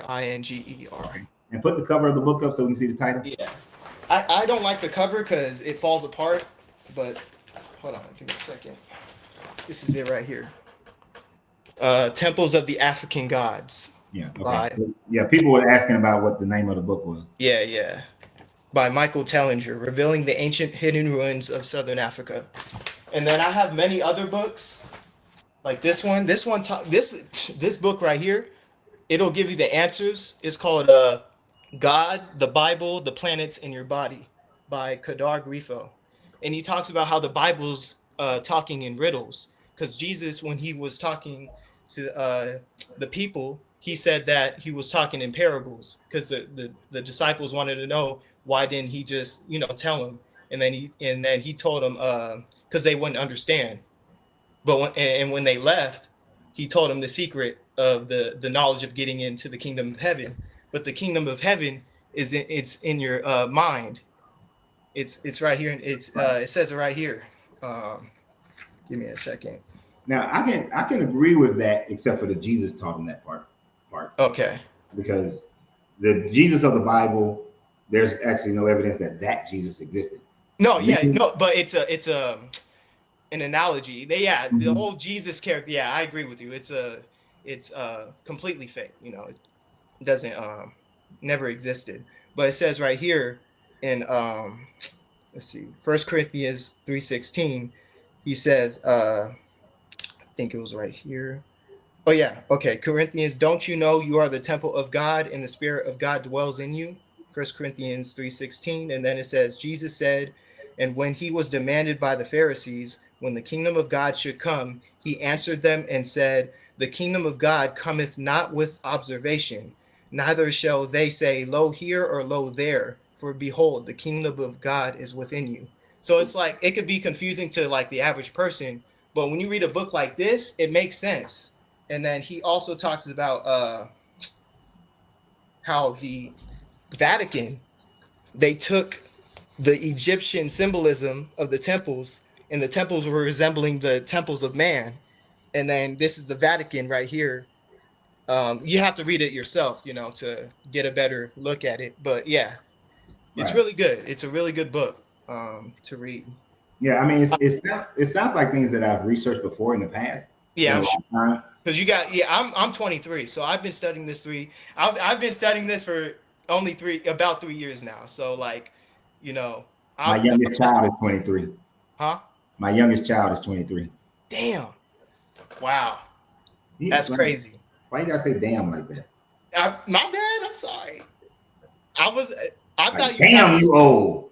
No. My dad is actually older than you. He's 54. Ooh, 1 year. But no, that's good. That's good. I just messing with you. Okay. But yeah, like, so for me, I started studying hermetics and alchemy before the internet came out. Mm-hmm. And like the Gospel of Thomas speaks a lot on the same subject matter of the kingdom of God is inside you, that heaven is inside you, that it's not outside of you, is not, some ethereal place that you go to, but it is actually recognizing who you are. Yeah. And that was one of the reasons why I started, that's one of the things that helped me actually deconstruct from Christianity was reading the Gospel of Thomas. Mm-hmm. So, but I can understand what you're saying, and as far as, it's all a mental thing, and that's why I like it's vibrations. It creates that energy and it flows in your body. Yeah, that's hermetics. That's the hermetics of the. Doesn't the hermetic come from? Because Hermes, right? It comes from Hermes, or before Hermes. Hermes. When the Greeks conquered Egypt, their god Hermes was similar to Thoth. Yeah. And so and the Egyptians, the Kemetic. Yeah, that's what I'm saying. The word hermetic comes from Hermes. The right. Name. So Tahuti was that, and they said he was born 3 times. He's thrice great. Okay. But because it got popularized with the Greeks in their Corpus Hermeticum, It just became known as Hermetics and based on Hermes. But Okay. it's truly a teaching from Tahuti, who was an Egyptian deity. Mm-hmm. And even though the Greeks say that Tahuti comes from Atlantis, there's really nothing that shows or demonstrates that. Yeah. But that was the Kemetic understanding of energy and life and how the universe is mental and everything is mental. Yeah. Like, and so it's through that mental vibration and then our actions that create everything in existence based on from thought to word to action. And you know what's crazy is that the word man means mind. It has nothing to do with your body. It has to do with your mentality, your mind, your consciousness. And you can elevate, you can cultivate it, and you can rise your energy and your way of thinking, and you could better your life through that. And Right. and when you meditate and you're uh, in this book, it talks about meditation and what it really means, because meditating is not just sitting still. It can also be like, thinking, just sitting down and you're just having deep thoughts, and you're Mm-hmm. like really, contemplating on, certain things, and creating certain aspects about certain, whatever it is. Yeah. And before I say something about that, Yeah. I want to thank you, Trifo, for becoming a member on our YouTube page. Thank you for that. I appreciate the support. Got to give my shout outs right there. Yeah, no worries. But I'm not, yeah, I'm a bit nervous because I don't, uh, don't be nervous. one day I want to be a public speaker, and like Right? I'm trying to Why you uh waiting? I'm What talking you to waiting? you a Okay, bit. you talk to the wrong person to say there's something you want to do. No, I'm not trying to ask for advice. I'm just letting you know I'm a bit nervous. No, no, no, no, no, no, not that. What the Oh, what, okay. what the hell is someday? Now I'm finna turn to your uncle. What the hell is someday? What you waiting on? Oh, What you gotcha. waiting on? What's someday? Yeah, Someday may not ever come, but today does. Right now does. So what you waiting on? yeah, Put your package together, get your speaking points, and start put your elements together, your programs together, and start doing it. 23 is not too young. You have some life experiences. There are 23-year-olds and 20-year-olds and 19-year-olds who want to hear you. There's some 30-year-olds who want to hear you if you got something, if it's put together great. So what the hell are you waiting on? yeah. No, yeah. Yeah, Yes, sir. yeah, Jeremy, get your shit together. See, you don't want to be in my family. Get your shit together. And next, Okay. every time I see you on the thing, I'm like, Jeremy, you start speaking yet? You got your programs together yet? I actually have a whole what's it called? Slide and everything that I've created. I've already Mm-hmm. got it together. It's just, yeah, I just don't know how I'm gonna present it, like speaking wise. But yeah, you're right. I gotta go out there and But you can start putting do snippet it. videos out. Mm-hmm. And once you start building, and then you can start having your own seminars that you invite people to. Do a Mm-hmm. couple of free ones so that you can get them recorded. And then that way you'll have a recording of it. Plus, it lets you practice and you can put that recording out. And also, what city are you in? I'm in LA. LA. Yes, sir. There are government contracts from city, county, all the way up to federal that you can partake in. Join Toastmasters. Are you a member of Toastmasters? Uh-uh. Join Toastmasters. It's a Okay. speaking club. Join Okay. Toastmasters, and that'll help you develop your speech, develop your stories, and everything like that. Toastmasters have competitions, and if you win Toastmaster competitions, that automatically puts you in a position where companies and other people want to hire you. You don't have to join a speakers bureau yet, but yeah, there are. You can get it done and get her done. Okay. Yeah, Got but as far as the meditation thing, yeah, that's one of the things that I learned when I spent about 2 3 years studying Buddhism. Mm-hmm. Is that meditation is really just being present in your mind. It's not Yeah. about shutting things out. It's just being present in your mind and having an understanding of how you're going to conceptualize the things that you hear the things that are coming to you and how you put them in your perspective. And of course, their perspective is based on the Eightfold Path and the Four Noble Truths. But you can, whatever your philosophy is, that's what your meditations should be on. Yeah. Yeah. And meditation is something that everybody could do, and everybody does it to a certain degree, Mm-hmm. but people don't do it purposely for a point most of the time. So Yeah. meditation is great. I love meditating. Yeah, me too. Sometimes I'll go to the park and, I'll just sit there. I'll close my eyes, breathe in, breathe out, have the sun hit my skin. The energy is just flowing in, and, Yeah. it's just so soothing, relaxing, just Okay. enjoying life. Well, I expect to see you on the speaking circuit here real soon. Okay. All right, for sure. Most definitely. Yeah, I mean, there's so much stuff I want to share with you, but, I don't want to take up all your time and I stuff. understand. Yeah, that's Yeah. you got to keep moving. Yeah. But there's 73 people right now that I can tell that are saying that are going to be looking for Jeremy to do some speaking. Okay, You for got a sure. good look. You're a handsome little young dude. So that in itself plays a part, right? So you can utilize that to move the scale because people we have this thing where if someone is attractive, we feel like they deserve our attention. So Yeah. your facial structure works. Yeah, I do work out a lot too, I so. said your face. Ain't nobody said nothing about your little ragged ass No, body. I'm just saying. I'm just saying. I love Yeah. to, yeah. But I mean, it's and I just want to say this too, like like you always say when it comes to people of color and how they're in this religion, like where I'm at, like I don't really see a lot of people that look like me like us, So me seeing you, it's like wow, this is awesome, You know what I'm saying? Yeah. It, You'd be it's great. surprised.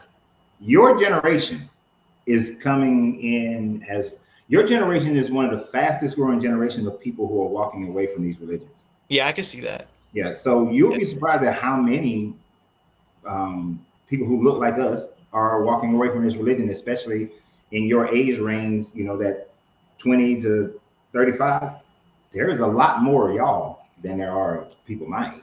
My Yeah. age is coming out, but we've been indoctrinated for so long that it's harder for a Oh, lot man, of I us. have a story to tell you about my mom. Actually, she was a Jehovah Witness, and when she was for decades, what scared her was the story of, I forgot who it was, but you know who it is. It's when the woman turns around and she turns into like salt. Uh, Oh yeah, that's the Sodom and Gomorrah, Lot and yeah, Lot's yeah, wife. yeah. For decades, that instilled fear into her, and she had trouble falling asleep at night, and she was always pushed to going to the Jehovah Witness events and stuff, and it really put a lot of stress on her. But now she's good. Now she's more spiritual. She's into the like zodiac signs, and I give her all this knowledge and stuff, Right. and it keeps her relaxed and just at peace. Yeah, So and yeah, that just demonstrates how this religion can be weaponized. Because yeah. I've heard those types of sermons where it's the pastor telling these women that you need to follow your husband. Mm-hmm. The problem was is that I'm going to act like them pastors. The problem was is that Lot was listening to the angels and was going away and had his back turned, but his wife turned around to look back or even went back Yeah. instead of following her husband. So you ladies need to follow your husband. Mm-hmm. So do whatever he says. So wives submit to your husbands. Yep. See all that bullshit. If you got any questions, ask your husbands at home. It's That's done that. a great job, man. Yeah, With the controlling the mind. It's done a great job doing that's that. good. And I'm glad you're there to help her. Yeah. In the process because one of the things that's hard, like for me in my generation, there was no internet, so I was going through this by myself. Mm-hmm. I didn't even find out that there was another dude that was like me in my town until maybe 10 years ago, and that's because he saw a video that I made. Mm. But this dude was in my town. We actually was on the same little drill team and everything. We never even knew that we was thinking the same way Okay. because it was so. If you said something, you would be ostracized. That's another thing. And you were talking about it earlier about the fear of being ostracized from family members, social Mhm. groups, stuff like that. It's not just the fear of God, it's also the fear of that too. Especially And with it's Jehovah's that. Witness, Oh man, yeah. they kick you out. Family members can't talk to you no more. I saw dudes who were Jehovah Witness who dated another person who was Christian, like Baptist or something. And because they dated a Baptist girl, they Yeah. family threatened that you either got to break up with her or you got to get out of my house. You're don't communicate with us. We don't talk to you no more. The whole deal, simply because they dated another girl who wasn't Jehovah's Witness. Yeah, that's crazy.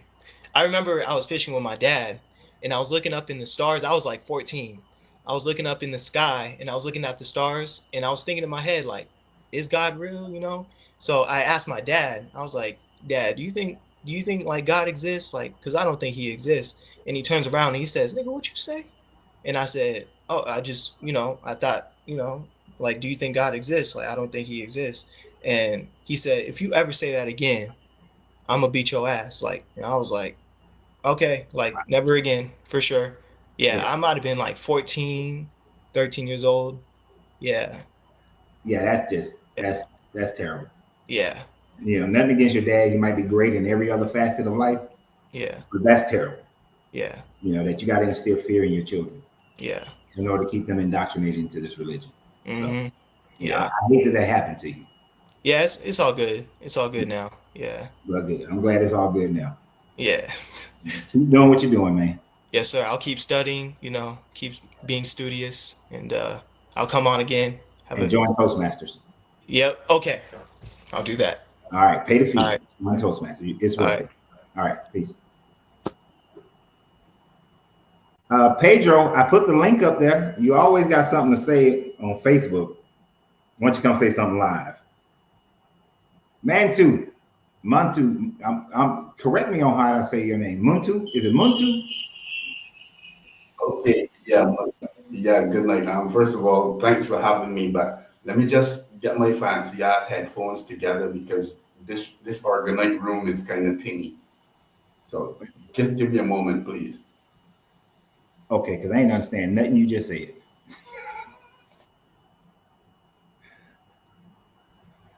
The coach has said I got hats older than I Gary. just said let me just get my fancy headphones first. Give me a moment.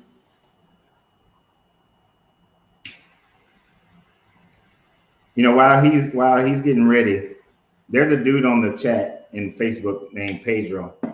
Pedro always has something to say. He's always trying to say I'm Billy Carson, even though I've been making videos longer than Billy Carson ever even got started.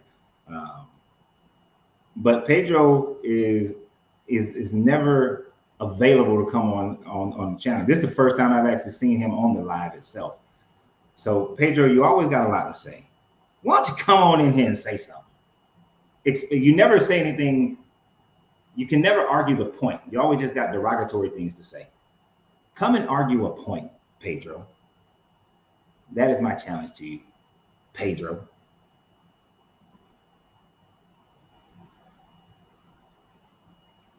So whenever you're ready, my guy, Montu.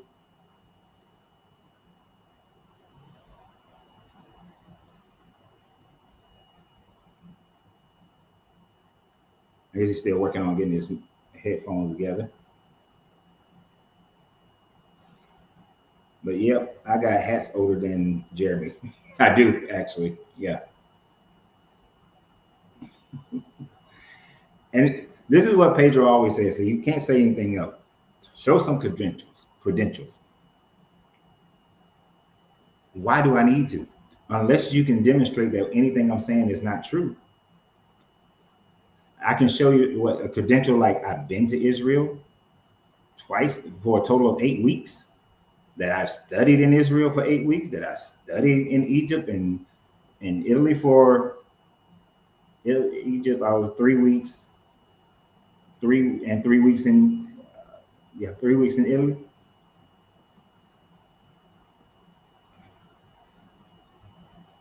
Pedro never comes on and never says anything of substance. Just criticize the person because he can't criticize what I say.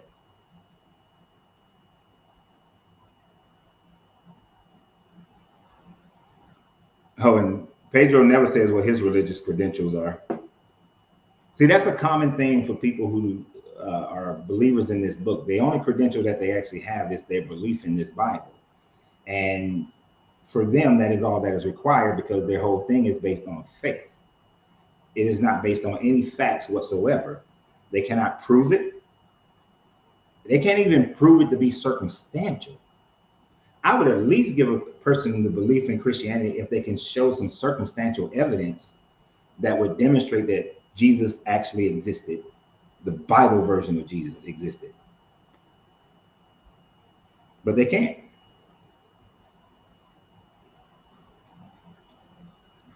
I'm usually not mean to people,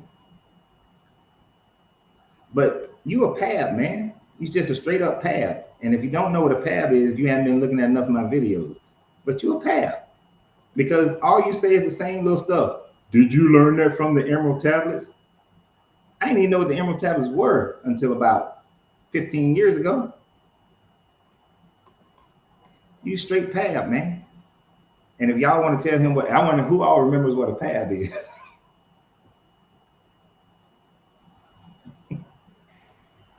At least the dude last night had enough guts to come on here and make his statements.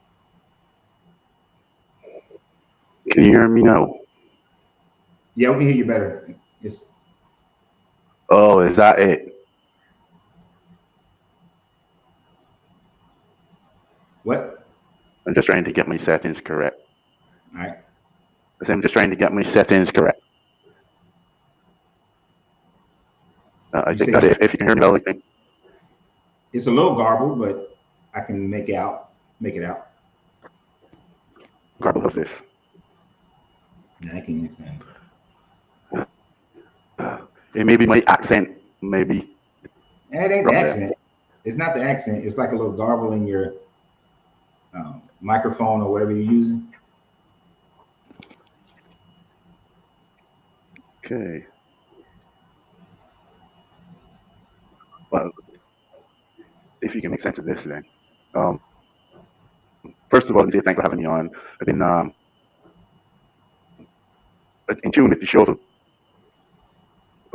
a short while now, and I like what I'm seeing. I like what I'm hearing. The conversations are always very thought-provoking. The presentations are well put together. So let me give you your flowers for that. Okay. I'm getting about every second word, but I'm understanding what you're saying. So I appreciate you watching the show and that you appreciate the show. Yes. Right. So with that being said, maybe we could get into a few details, a little small, if you will. I don't know what you just said. Okay. Oh shoot. I wonder if it's my mic is garbled or is my accent too thick? It's not the accent. It's the microphone or the connection. Yeah, let me check my settings then. And see, that's weird. When you said, let me check my settings, that was perfectly clear. I don't think it's a connection.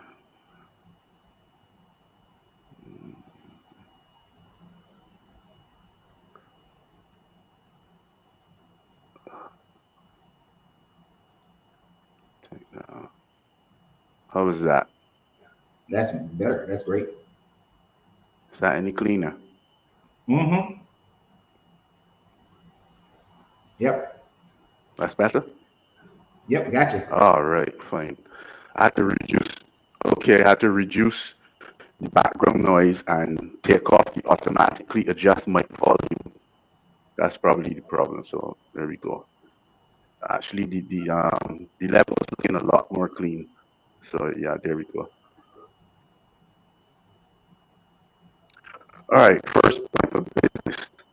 You did a presentation maybe last week or so.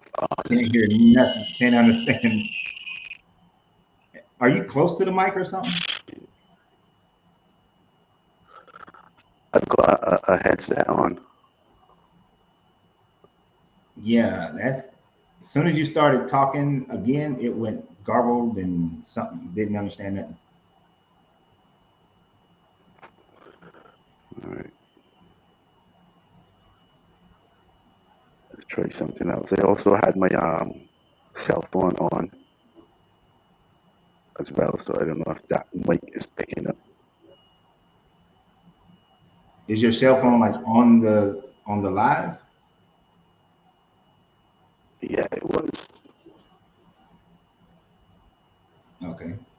That's not it. We closed it.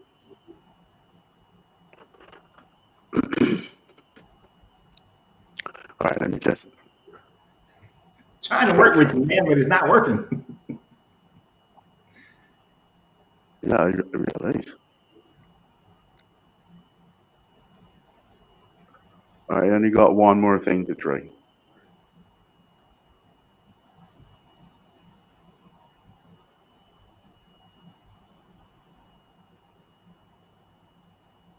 And that would be to plug in these headphones and charge it in YouTube.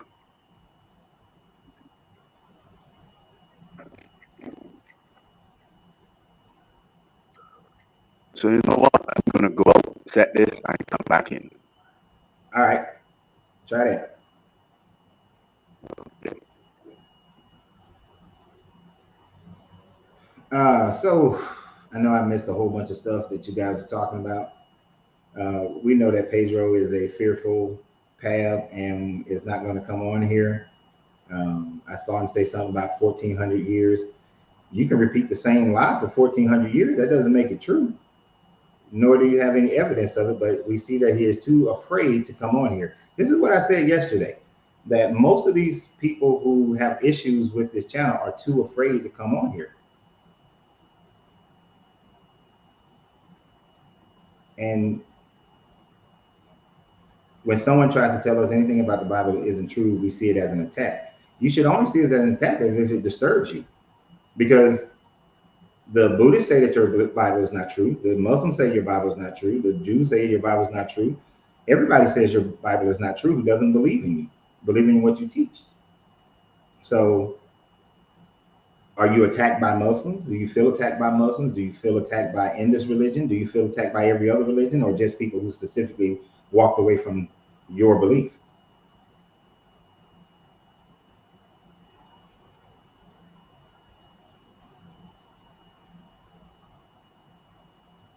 No, not a PAV trauma, a PAB, P-A-B. I can't believe y'all haven't seen enough of my videos where I mentioned the PAB that you don't know what a PAB is.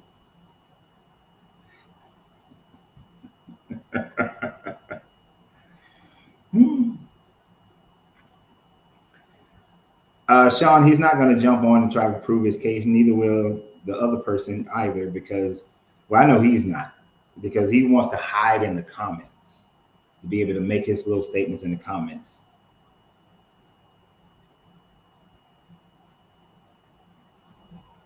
See, why don't you do an actual debate with someone who that can debate you religion? Because evidently you can't.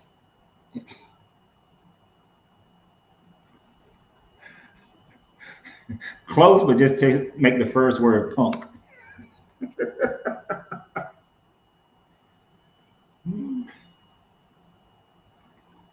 Coach, which ancient culture or philosophy do you resonate with the most as far as their spiritual teaching, lifestyle, and intellect?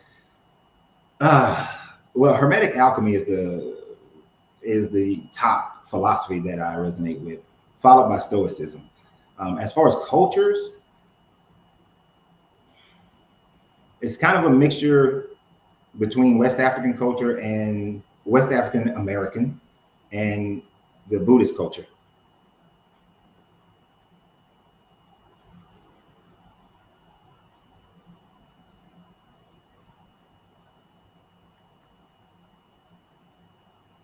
Pedro, you can come on here. I will debate you, sir. You, Pedro. Why you need somebody else to fight for you? What are you, like that little person who's scared to fight somebody, so you got to pay other people to fight for you? What are you, a politician? You got to send other people into the fight because you can't fight?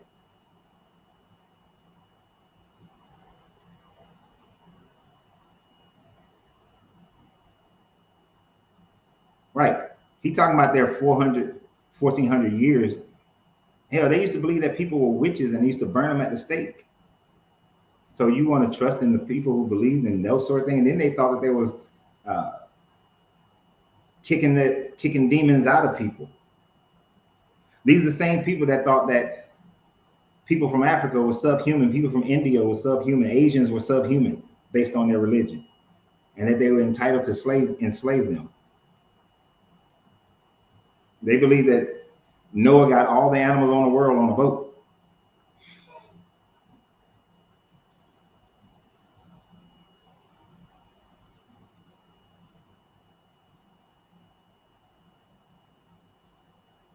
Y'all might as well just ignore old Pedro. Pedro's a troll.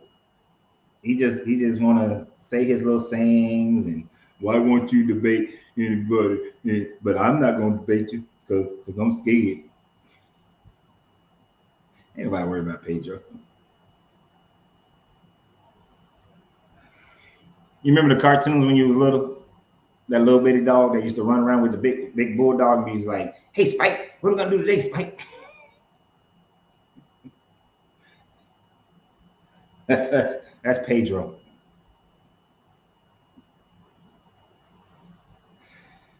Can't stand on his own 2 feet. I gotta lurk behind and say some stuff. But 1,400 years of biblical historians. See, the problem with a biblical historian, in most cases, beyond the 20th century, in most cases, what you had were people who had already decided that the Bible was true, that the magic of the Bible actually happened, because these were people who still believed in magic.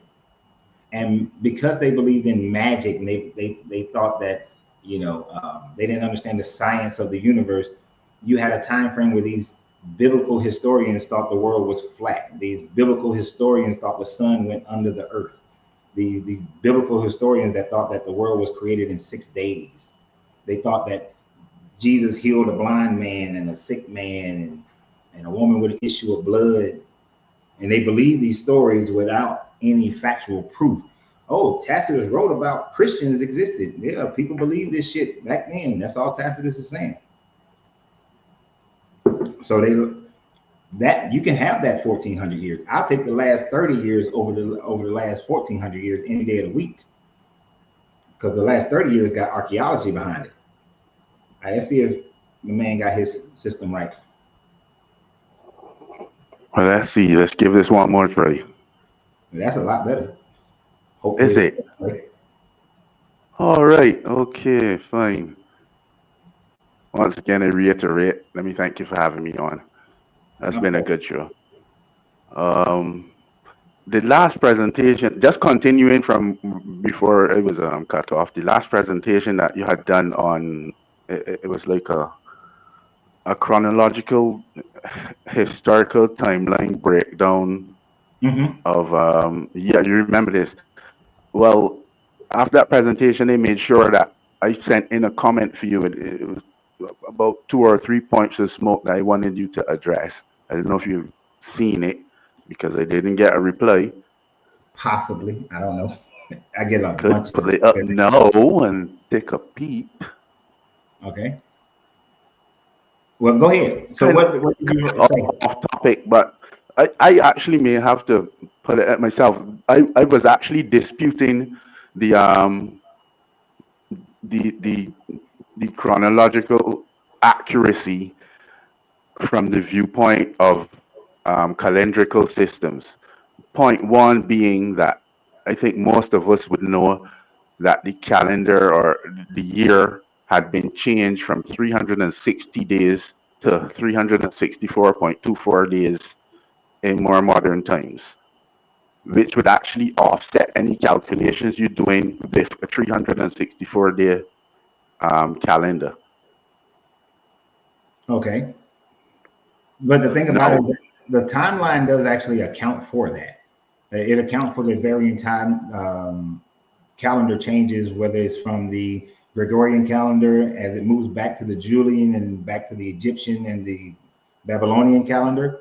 So it still accounts for those time frames when we, in today's world, look at it to identify based on how we know time is now with a 364 point whatever days, that if their calendars were correct, this would be the year that these people claim these events happen. Based on, and that would actually be more accurate than what they would claim.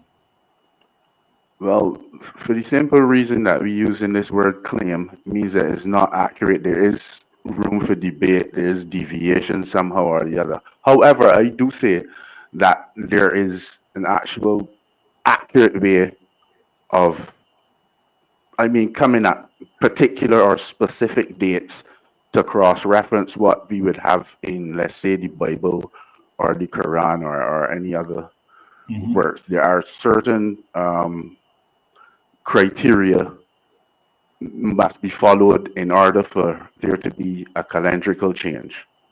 All right. So All right, that what was point one. what year would you say Noah's flood happened?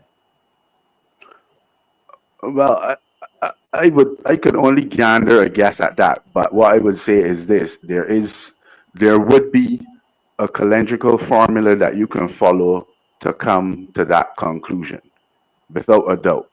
For instance, um, the astrologists and the astronomers use star Right. datings, astrological datings, with the constellation of the stars and so on.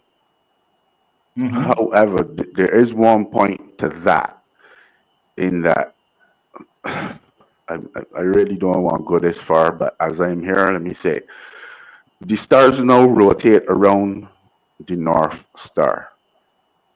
But in antiquity, in ancient time, the stars actually rotated around the Dog Star, another star.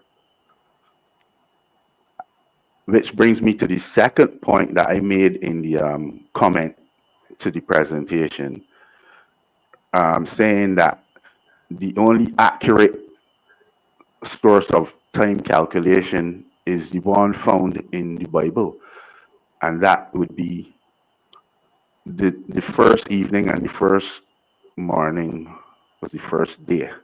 So the reckoning of time, according to biblical source, is a day count, one day alone, which also qualifies and equals to one turning of the stars around Alpha Draconis, a 1 day count. So the dispute is that throughout all Egyptian findings, Egyptian records, even Sumerian cuneiform on the cylinders and what have you, there's never been any reference to months or years. Only something called a shar. A shar is 1 day, or one unit is, like relatable to other forms of calculation, but it is only one, which is the most accurate form of time calculation. It is very difficult to stretch way back into antiquity to do it, but on the cutting edge of the scale, that is the only way to do it accurately. I welcome any comments or any smoke, any. You could dismantle that as you like. Well, it's not so much dismantling as much as it is having a clear understanding. The fact still remains that no matter how, just because ancient people use different ways of calculating time doesn't necessarily make them correct in how they calculated time. What we still know and what is evidently true is the fact that one day is a rotation of the earth as it revolves around as it rotates, and then a year is as it rotates around the sun. Granted. So when we look at time, that's the most accurate time we can see on Earth. Whether it's the relation to the stars around the North Star or the star Sirius really doesn't matter as far as how we calculate time because it's based on our rotation around the sun and the rotation of the Earth.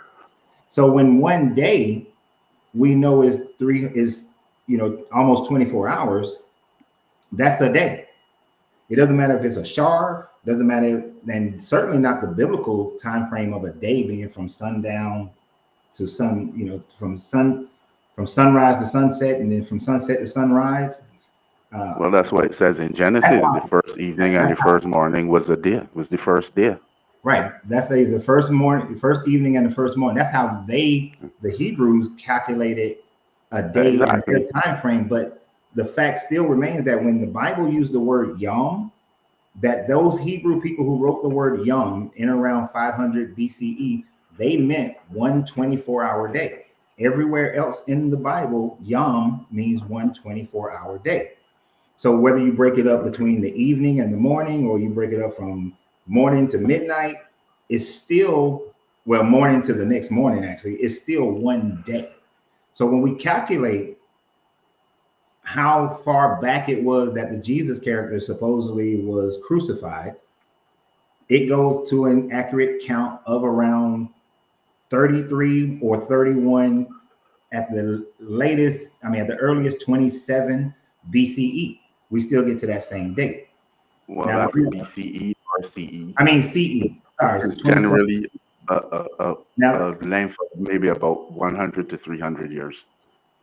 you're saying that Jesus was on the cross 300 years ago. Yeah, by all academic accounts, this is what it's supposed to be. Well, not 300 years ago, but at zero timeline, the story of Jesus would have been written 300 years later.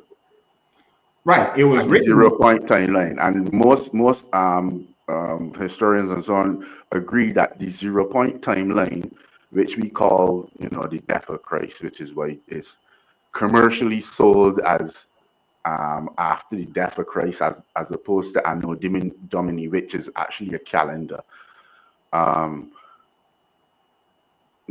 That 0 point period is generally aggregated to about a 300-year space of time.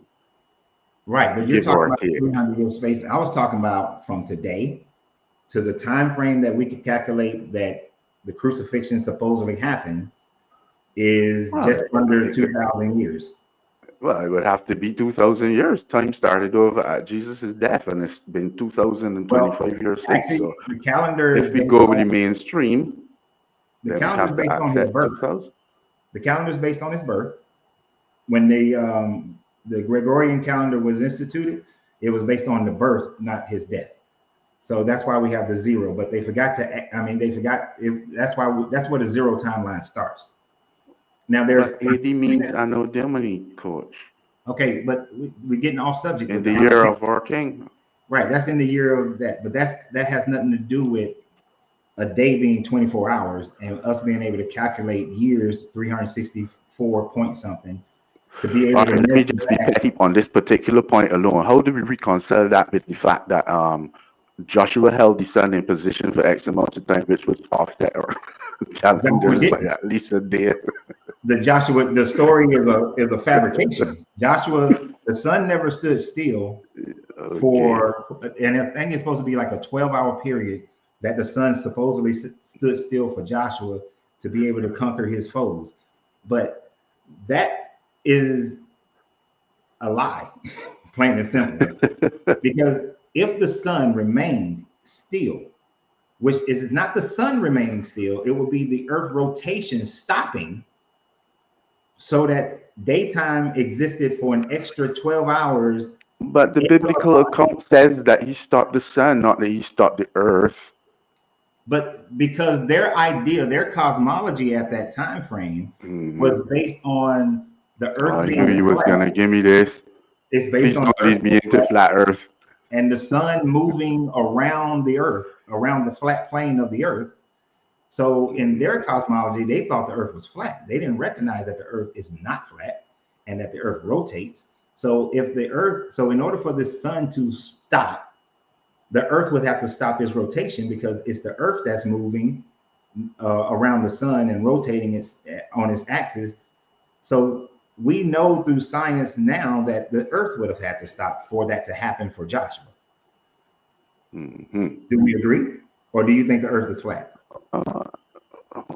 Actually, I am a flat earther, to be honest, but I don't like to get into those conversations on these platforms. I actually absolutely respect other people's point of views, their beliefs. You've done your research the same way that I have, and we've probably drawn different conclusions. Okay, well, let me ask you this. let me ask you this. Okay, let's say the Earth was flat. I don't agree, but let's say the Earth was flat. If the Earth Okay. was flat, then that would mean that Joshua, the same argument applies whether it's flat or round. If the sun stopped in its movements uh, for Joshua for 12 hours, and this would have happened in how we calculate time in around 12, early 1200s to late 1300s BCE. Where is all the other people in the world? Nobody else in the world at that time, and there were many societies that were stargazers and living their lives and writing things down. Nobody wrote that. Well, don't say that, Coach. Don't No, say that, no, because I've actually come across lots of other sources where other cultures and so on have not only seen the sun stop, but is actually retrograded in the sky for a couple of degrees and then jumped forward again. Please don't. Let's not go down that rabbit hole. It's a conversation for what completely society? different. Name the society, Well, and I will look it up right now. Name well, the this is society. what I'm saying. I don't have sources at hand that I can source it, as you say, for right now. This is just some spiel off the top of my head that I'm spitting out. Let's not veer away from the point. The point we were on was, chronological history and so on. I'm sorry about this sidebar. That's not a sidebar because let me tell you why that's not a sidebar. That's not a sidebar because it goes to the validation of the Bible. And if you're going to base time on the Bible, then the Bible has to validate itself through archaeology, through science. So if the sun had stopped moving, then you have to be able to produce these other societies at the same time, not a society that existed 500 years time frame after or before or anything like that. It has to be a society that was in around the 1300s BCE to 1200s BCE that said, hey, there was this day that the sun was 12 hours late, or that the sun stopped in the sky. There would be African cultures, European cultures, Eastern Asian cultures, Indus cultures. Those cultures would all have to be saying the sun stopped. Now, all the other cultures you have to have cultures in the Americas and in the South Pacific and Western Asia would say it was dark for 12 hours longer than it was before. And it has to happen at the same time in order to validate that story. And those people were tracking astrological movements during that time frame. So you'd have to be able to demonstrate that in order to validate the Bible and how it calculates time. Okay, granted. I was strictly trying to keep it with. You broke up right there, but I know you saying you was trying to do something, but you the one brought up Joshua. You brought Joshua up.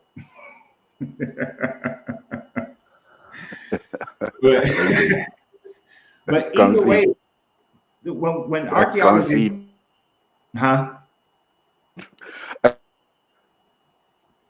I concede now. Listen, even coming home, you know what I mean?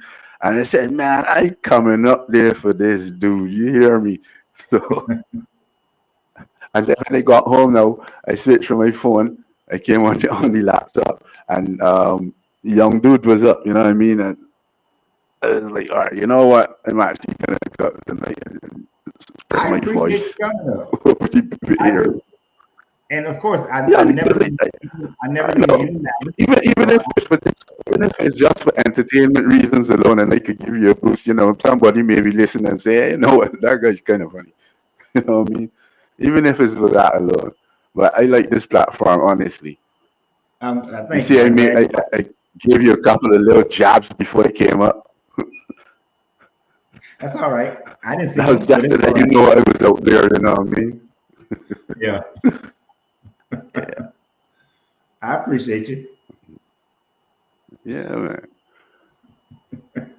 Where are you from? Right. So I'm from Barbados, but I'm living in British Virgin Islands right now. Okay, because actually somebody lived said in that. you were from Barbados, and I was wondering if they were right, Yeah.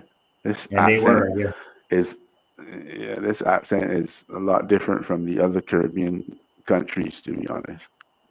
It's yeah, more flat as opposed to singy songy and rhythm. You know what I mean? yeah. I'm with you. And you're in the Virgin Islands now. Which island? Tortola. Oh, you're in the British It's Virgin. the archipelago of the entire place.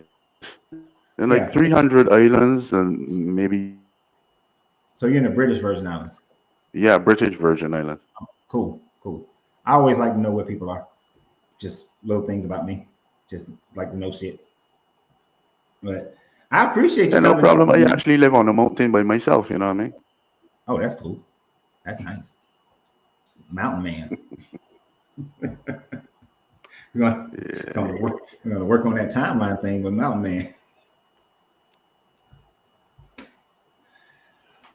But yeah, That's why I was saying I was, so I'm a little woozy. I'm not extra sharp right now.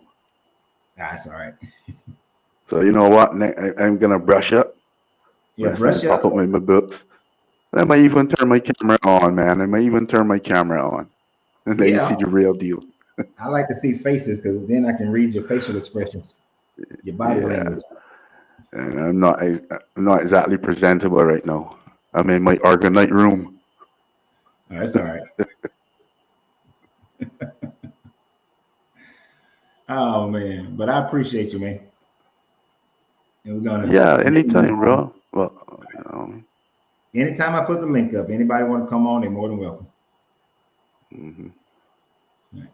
So we're gonna get ready to let me go ahead and close you out, and then we're gonna finish up a few things Yeah, and well, ourselves. yeah. Once again, thanks for having me. Big ups to the chat. Sorry, chat is kind of fire tonight, man. For Yeah, real. they be on some stuff, Yeah. so I just be So laughing. I'll hit you guys up next time. For All real, right, for real. appreciate you. Uh, I saw somebody, I think it was Pedro, saying they were on the Jewish calendar. Uh, one thing that you have to understand about the Jewish calendar, that the Jewish calendar, yes, is different. It's a lunar calendar, but it still relatively counts for a similar time frame.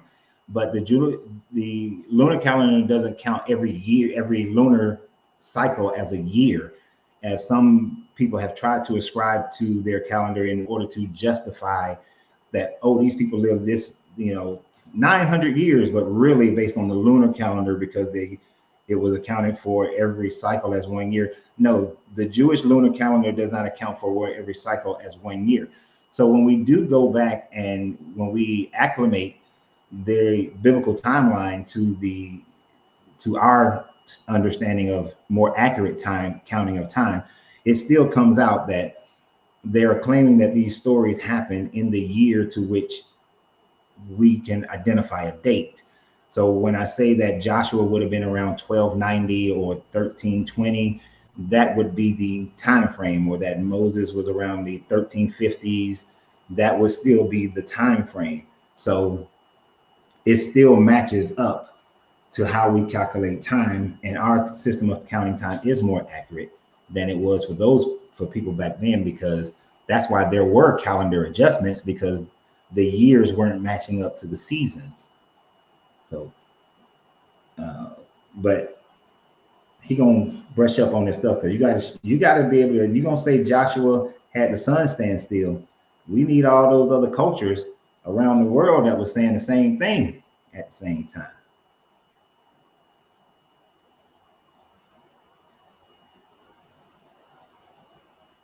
um who's saying something about the link?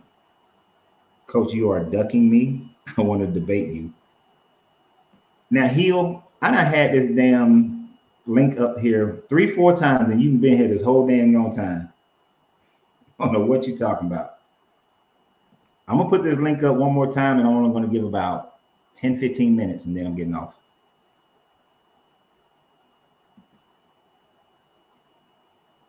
Probably setting myself up to be on here longer by doing so. I think He'll just playing. Nobody ducking nobody. I don't duck anybody. If somebody come, here's the thing that people don't understand about me. If you can demonstrate that I'm wrong, I will gladly say, "Oh shit, you know what? I'm wrong." I've made many videos where I've said, "You know what? I was wrong about this or that." If I went back and look at some of my videos I did 8, 9 years ago, I'm pretty sure that I would look at those videos and be like, "Nah, bro, you was wrong." The information, and I learned a hell of a lot more and different stuff.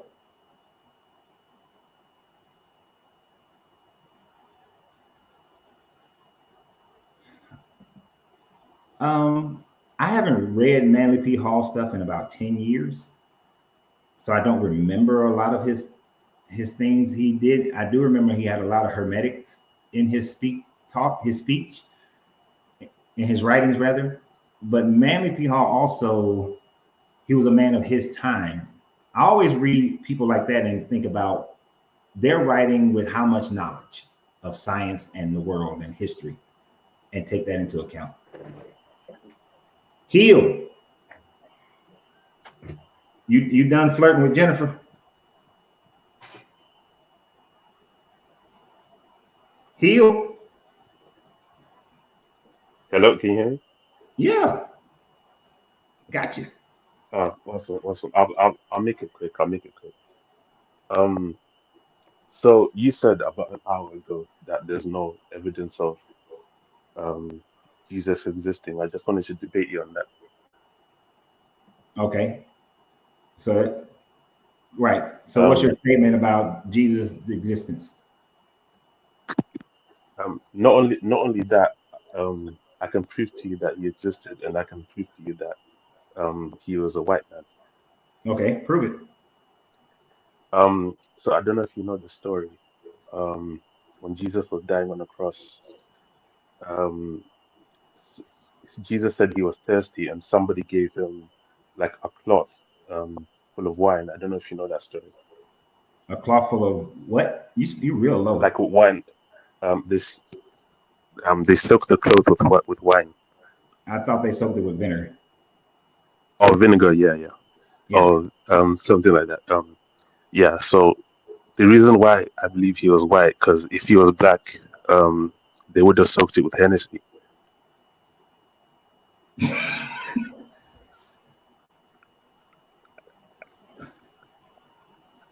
See, this is why I don't play with y'all sometimes. All you Did can do y'all is hear what shake he your said? head. Did you hear what he said, Cleopatra? All you can do is shake your head. He said That's this. all you can do is If he just was shake your black, they head. would have soaked it with Hennessy. Can you hear me? Yeah, I can hear you. I know that. Perfect. Yeah, he said vinegar. I mean, the Hennessy. I'm lost in the sauce. I knew he was. I Well, knew he I'm, was I'm, coming on here for some bullshit. I'm and he existed because I believe that he's reincarnated as Keanu Reeves. Because if you look at Keanu Reeves' movies, like every movie has been like Christ-like. The Matrix, he was like a Christ figure. He played like Jesus in the Devil's Advocate, and John Wick is like a basically Jesus. So I truly believe that. What counterpoints do you have? I'm not with you. So in Bill and Ted's Excellent Adventure, he was Jesus as well. Yeah, he brought people back. He was a time traveler through history. Yeah. You Some got people me are out staying. there. You got me staying on extra time for this. Bye, heel, Nice to meet Thank you you, thank here. you for having me on. Thank you. and stop flirting with Jennifer. I'll try. All right. How you doing, Cleopatra? I'm Hey, good. How are you? I'm all right. That's This- good. Well, I don't want to hold you up with that, but I just wanted to say that well, first of all, I've never been on live, so I didn't know I was actually going to get on this, but I'm so glad that I have met you. And honestly, I watch a lot of your videos, a lot. Thank you. And I have a husband. I'm married, and as brown people, we've been in religion most of our lives, but I have accepted that the Most High, whatever you want to call him, Yahweh, all that. It's not real. So between me and you, I kind of, well, I guess the whole whoever I'm talking to, I guess like that has been a big issue with my marriage because I don't believe in the Most High. I don't believe in God or whatever you want to call it. I know there's many gods, but it didn't have to take for me to look at your videos. Um, it's like a knowing. I have a lot of I have a lot of intuition. I have a lot of wisdom, that kind of thing. I'm a little different from other people, but I guess what I'm trying to say, it's like a knowing. Um, I'm not saying that there's nothing up there, but I'm just saying, ain't nobody coming to save us. Ain't no Jesus coming. Ain't no Yahweh coming. Ain't no Yah coming. None of that. There's nothing coming to save us out of the sky. Okay. Um, and honestly, I wish there were more people like myself because people I think the Bible is man-made. I think it's all about the government. I think most men, because I'm not gonna say all, they wrote it for their own reason. Um I just You have to wake up. And no matter how old you are, because I'm almost 50, but no matter how old you are, we're always growing. So I guess at the end of the day, you can't really get people to believe what you want to believe. They have to learn it themselves. Something has to come to them, that they use that intuition, that discernment to figure things out themselves. And I guess what I'm saying is that a lot of our people, and I hate to say it, brown people, we don't like to read too much. So we go off of our emotions. It's the truth. We go off of our emotions. We go, well, this and that. Well, now my grandma, this and that. It does not matter. It doesn't matter if Jesus is white or Jesus is black. He's not real. It's a story. It's a story. And it is what it is. But religion has gotten our people lost in the sauce. We are really lost in the sauce. Um, lack of knowledge. It makes me sad that we believe in this mystical person that we're never going to see. Mm-hmm. I believe that we are God. But that's a whole nother subject. But I think that we have to believe in ourselves. We have to love ourselves. A lot of people don't love themselves, and we have to start loving ourselves and knowing who we are, you know. But I want to hold you up, but I just want to tell you that, and I want to commend you of what you do because I know it's not really easy, but just continue to do what you're doing, and there's a lot of people that agree with you. I totally agree with you. And I've let my husband watch videos with me about and with you, and he just kind of listens, Mm-hmm. but it is what it is. Yeah, I was going to ask you what does your husband think, and how has that affected He y'all's relationship? believes, well, it has affected my marriage tremendously. Yeah, because he just, I don't know, I guess we were raised, brown people were raised as believing in Jesus. Now he's gotten out of that Jesus concept, but now he believes in the Most High Yah. And I keep telling him it's a title. Elohim, it's a title. It's all, there's many gods, if they're even real. But he's gonna do what he wants to do. So is he He leaning towards Hebrew Israelite or Yeah, Rastafari? the Hebrew Israelite. Okay. Yeah, So he has a desire to still remain connected to the Bible, but to make it black. pretty much. Yeah. He understands that Jesus is not real. He's gotten out of that part, but pretty much he's a Hebrew Israelite. Um and yeah, he only deals with the Old Testament. He does not deal with the New Testament. So, Um so have you ever asked him, is he okay with the fact that if a girl is found to not be a virgin at the point of marriage, that she should be stoned and killed? Because that's what the Old Testament commands. I Yeah, he's with that. Yeah, He's he's with. with that. Um and it makes me sad because I know. And like I said, it's that intuition, it's that discernment. It's, I just know. Um, yeah, it's not real. Nobody's coming to save us. Yeah. Nobody's not. Yeah, I agree with you 100% on that one. I'm just thinking about you and your, one of the things I try to do is help people who are in relationships that are difficult. Like I have a whole nother relationship channel that I talk on. Oh my God, I would love to.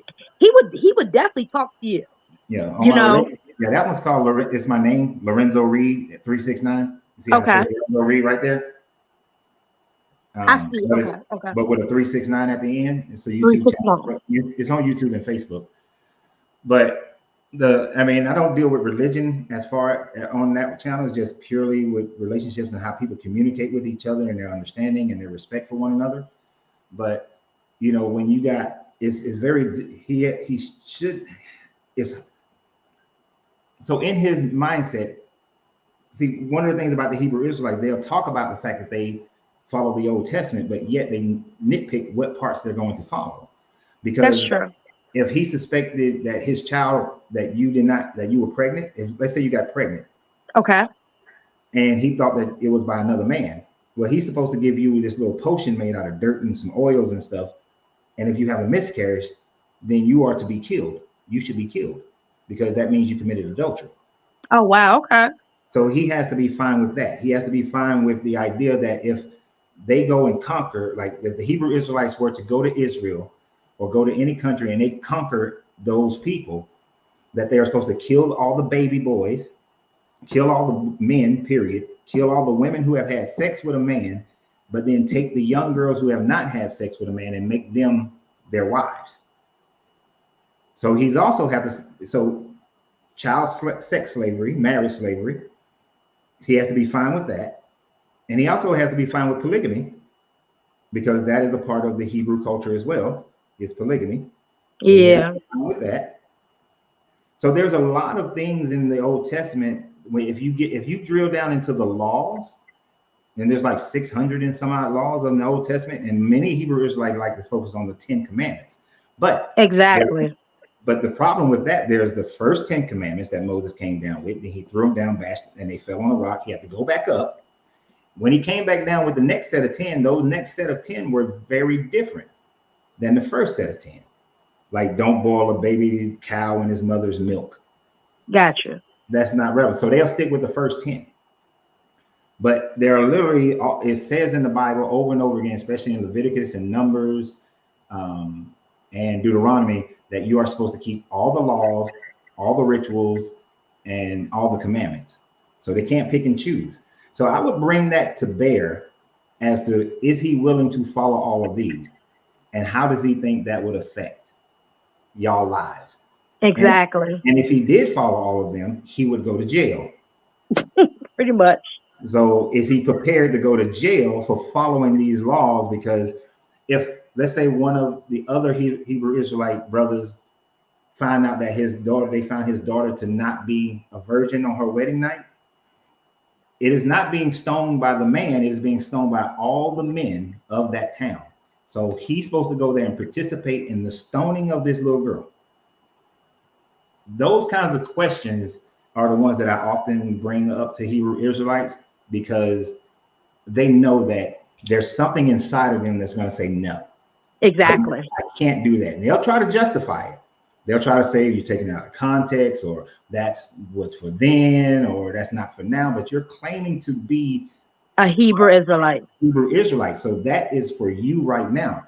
Even when I talk to people who are Jewish and they say they follow the Torah, I'm like, okay, you got these same laws. Why aren't you following them? Exactly. You should be in the backyard sacrificing animals a few times a year, keeping the rituals. Exactly. You got your atonement sins. I mean, your atonement sacrifices and all these things. So he's supposed to be doing that. Now I know Hezekiah brought all the worship into Jerusalem. So then they started saying only at the temple in Jerusalem. But before Hezekiah made his adjustments, you did it in your local communities. So those are the things that, because if he's like most men, he's not going to think emotionally. He's going to be logical. So I would approach him with logic in order for. My husband is an emotional man, Oh, very he. emotional. Oh, Yes, well, and he's a Scorpio. But I wanted to ask you, what's your sign, if you don't mind me asking? well. My sun sign is Libra. My lunar sign is Virgo. I don't necessarily Okay. follow any of that, but it is what No, it I is. understand. I really don't. I can't explain it, but I'm into that. I don't know why. I don't do nothing. I don't know. It's like a natural thing. I'm a Right. Leo. Oh, I don't even know what that. I don't even know how that I works. know So, you're messing with yeah, me, but I yeah. appreciate it because it feels good. So I don't want to hold you up, but it feels good that I'm actually talking to a brother that makes sense. I Because appreciate I that. love my husband, but he makes no sense. And then he always says I'm not obeying him, and the woman should obey the man. I never listen to him. I'm not disrespectful. I don't yell and scream. I'm not nagging, that kind of stuff. But I don't agree with you. So when I don't agree with him, he don't have nothing to say to me. Yeah, He likes to be on a he gives me these silent treatments yeah. where he doesn't. It's ridiculous. I find a lot of the allure to the Hebrew Israelite movement is for black men, especially black men in America. We haven't had power. And then since the 80s, we've even lost a lot of power in our households. That So is true. it projects an opportunity to gain power back. And the sad part about it, power for a man is not just in, is not even in ruling. Power in a man is actually nurturing the family in a way that the family becomes greater. So power is actually being more of a servant to the family, because when you're a servant to the family will follow. That is true. That is true. For Israelite, it's like with a hammer. You're gonna follow what I say. Mm-hmm. And that is attractive to a lot of black men who have, we feel when we go out here and we deal with everybody else in this society, we feel like the least powerful people. That makes sense. It makes sense. Yeah. And the government made it a point in the 80s, especially, to promote the black woman over the black man. I agree. Yes they have. So we've been fighting each other, and we have to learn how not to fight each other and to I work agree. with each other. So, I agree 100%. all right. Well, it Well, was wonderful meeting you. it was wonderful. And thank you for coming on camera. Y'all see, Cleopatra is number one because she shows her face. Well, I will definitely go to that website that you do the counseling, and Yeah. hopefully we'll be able to talk to you, me and him. So because we pretty much need that, especially another brown man talking to another brother.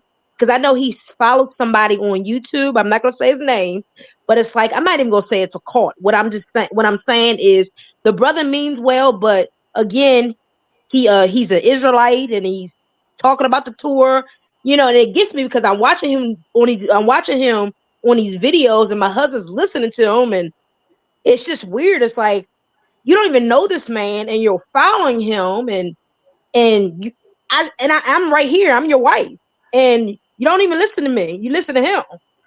It's just weird to me. Yeah, I understand. Yeah. But Well, so, anyways, it was nice meeting you, and I'm gonna go to the other website. So, all right, nice meeting you too. Thank you, Cleo. all right, thank you so much. Bye bye. All right.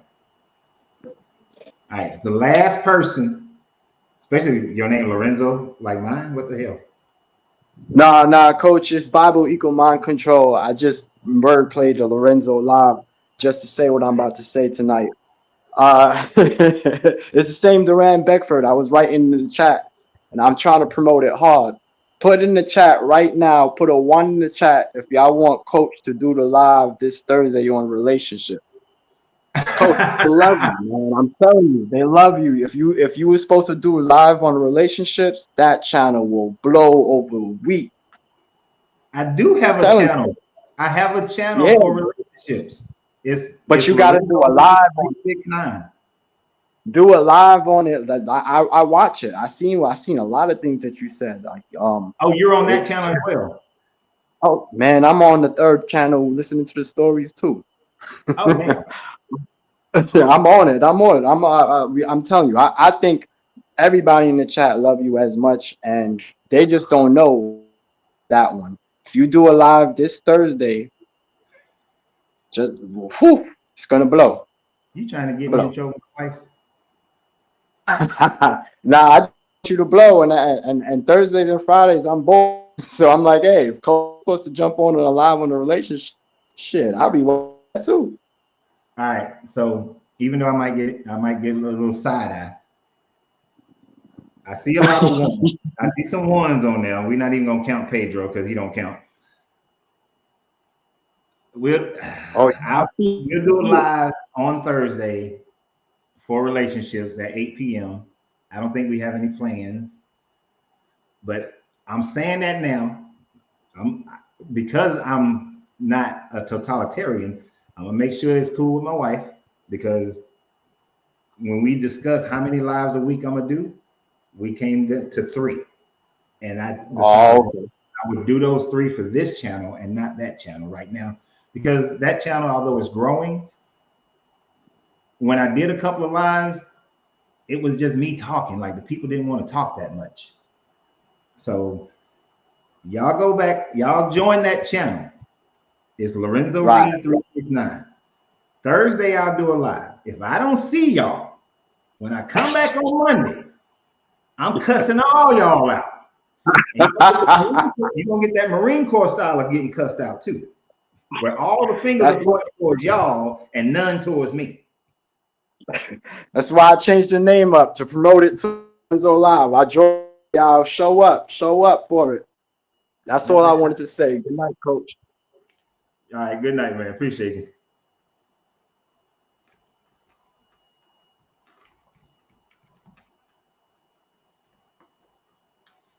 And I think so. I just put a YouTube link, and that should. Oh, you know what? It should say. Hold on, don't do that one.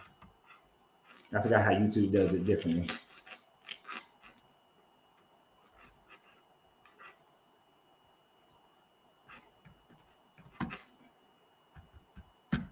Don't use that link I first sent. Use this link. That'll take you to the YouTube channel where I do relationships, where I talk about relationships. So if I don't see y'all, I'm gonna check with my wife first. If she's like, hell no, I will tell y'all tomorrow, hell no. But that's what we're gonna do. Live on relationships. All right, so it's been almost 3 hours. It's been great. It's been wonderful. I appreciate you guys. Heel, I'm gonna cuss you out, Heel, just to let you know. Nah, you're all right. Them dad jokes. But I appreciate everybody, and I will see you guys tomorrow. We will continue with our What's Wrong with the Bible, Joshua 7 and 8, I believe is where we are. So we'll be doing that tomorrow. These been 2 great shows in a row, yesterday and today. So y'all have a great day and a great evening. And also remember, you have to free yourself to be yourself because your greatness is non-negotiable. Good journey, good vibrations. Salaughter said he just subscribed. There you go. That's what I'm talking about. I see y'all there. But I see y'all tomorrow first. Then I'll see y'all there. Later. And we are out.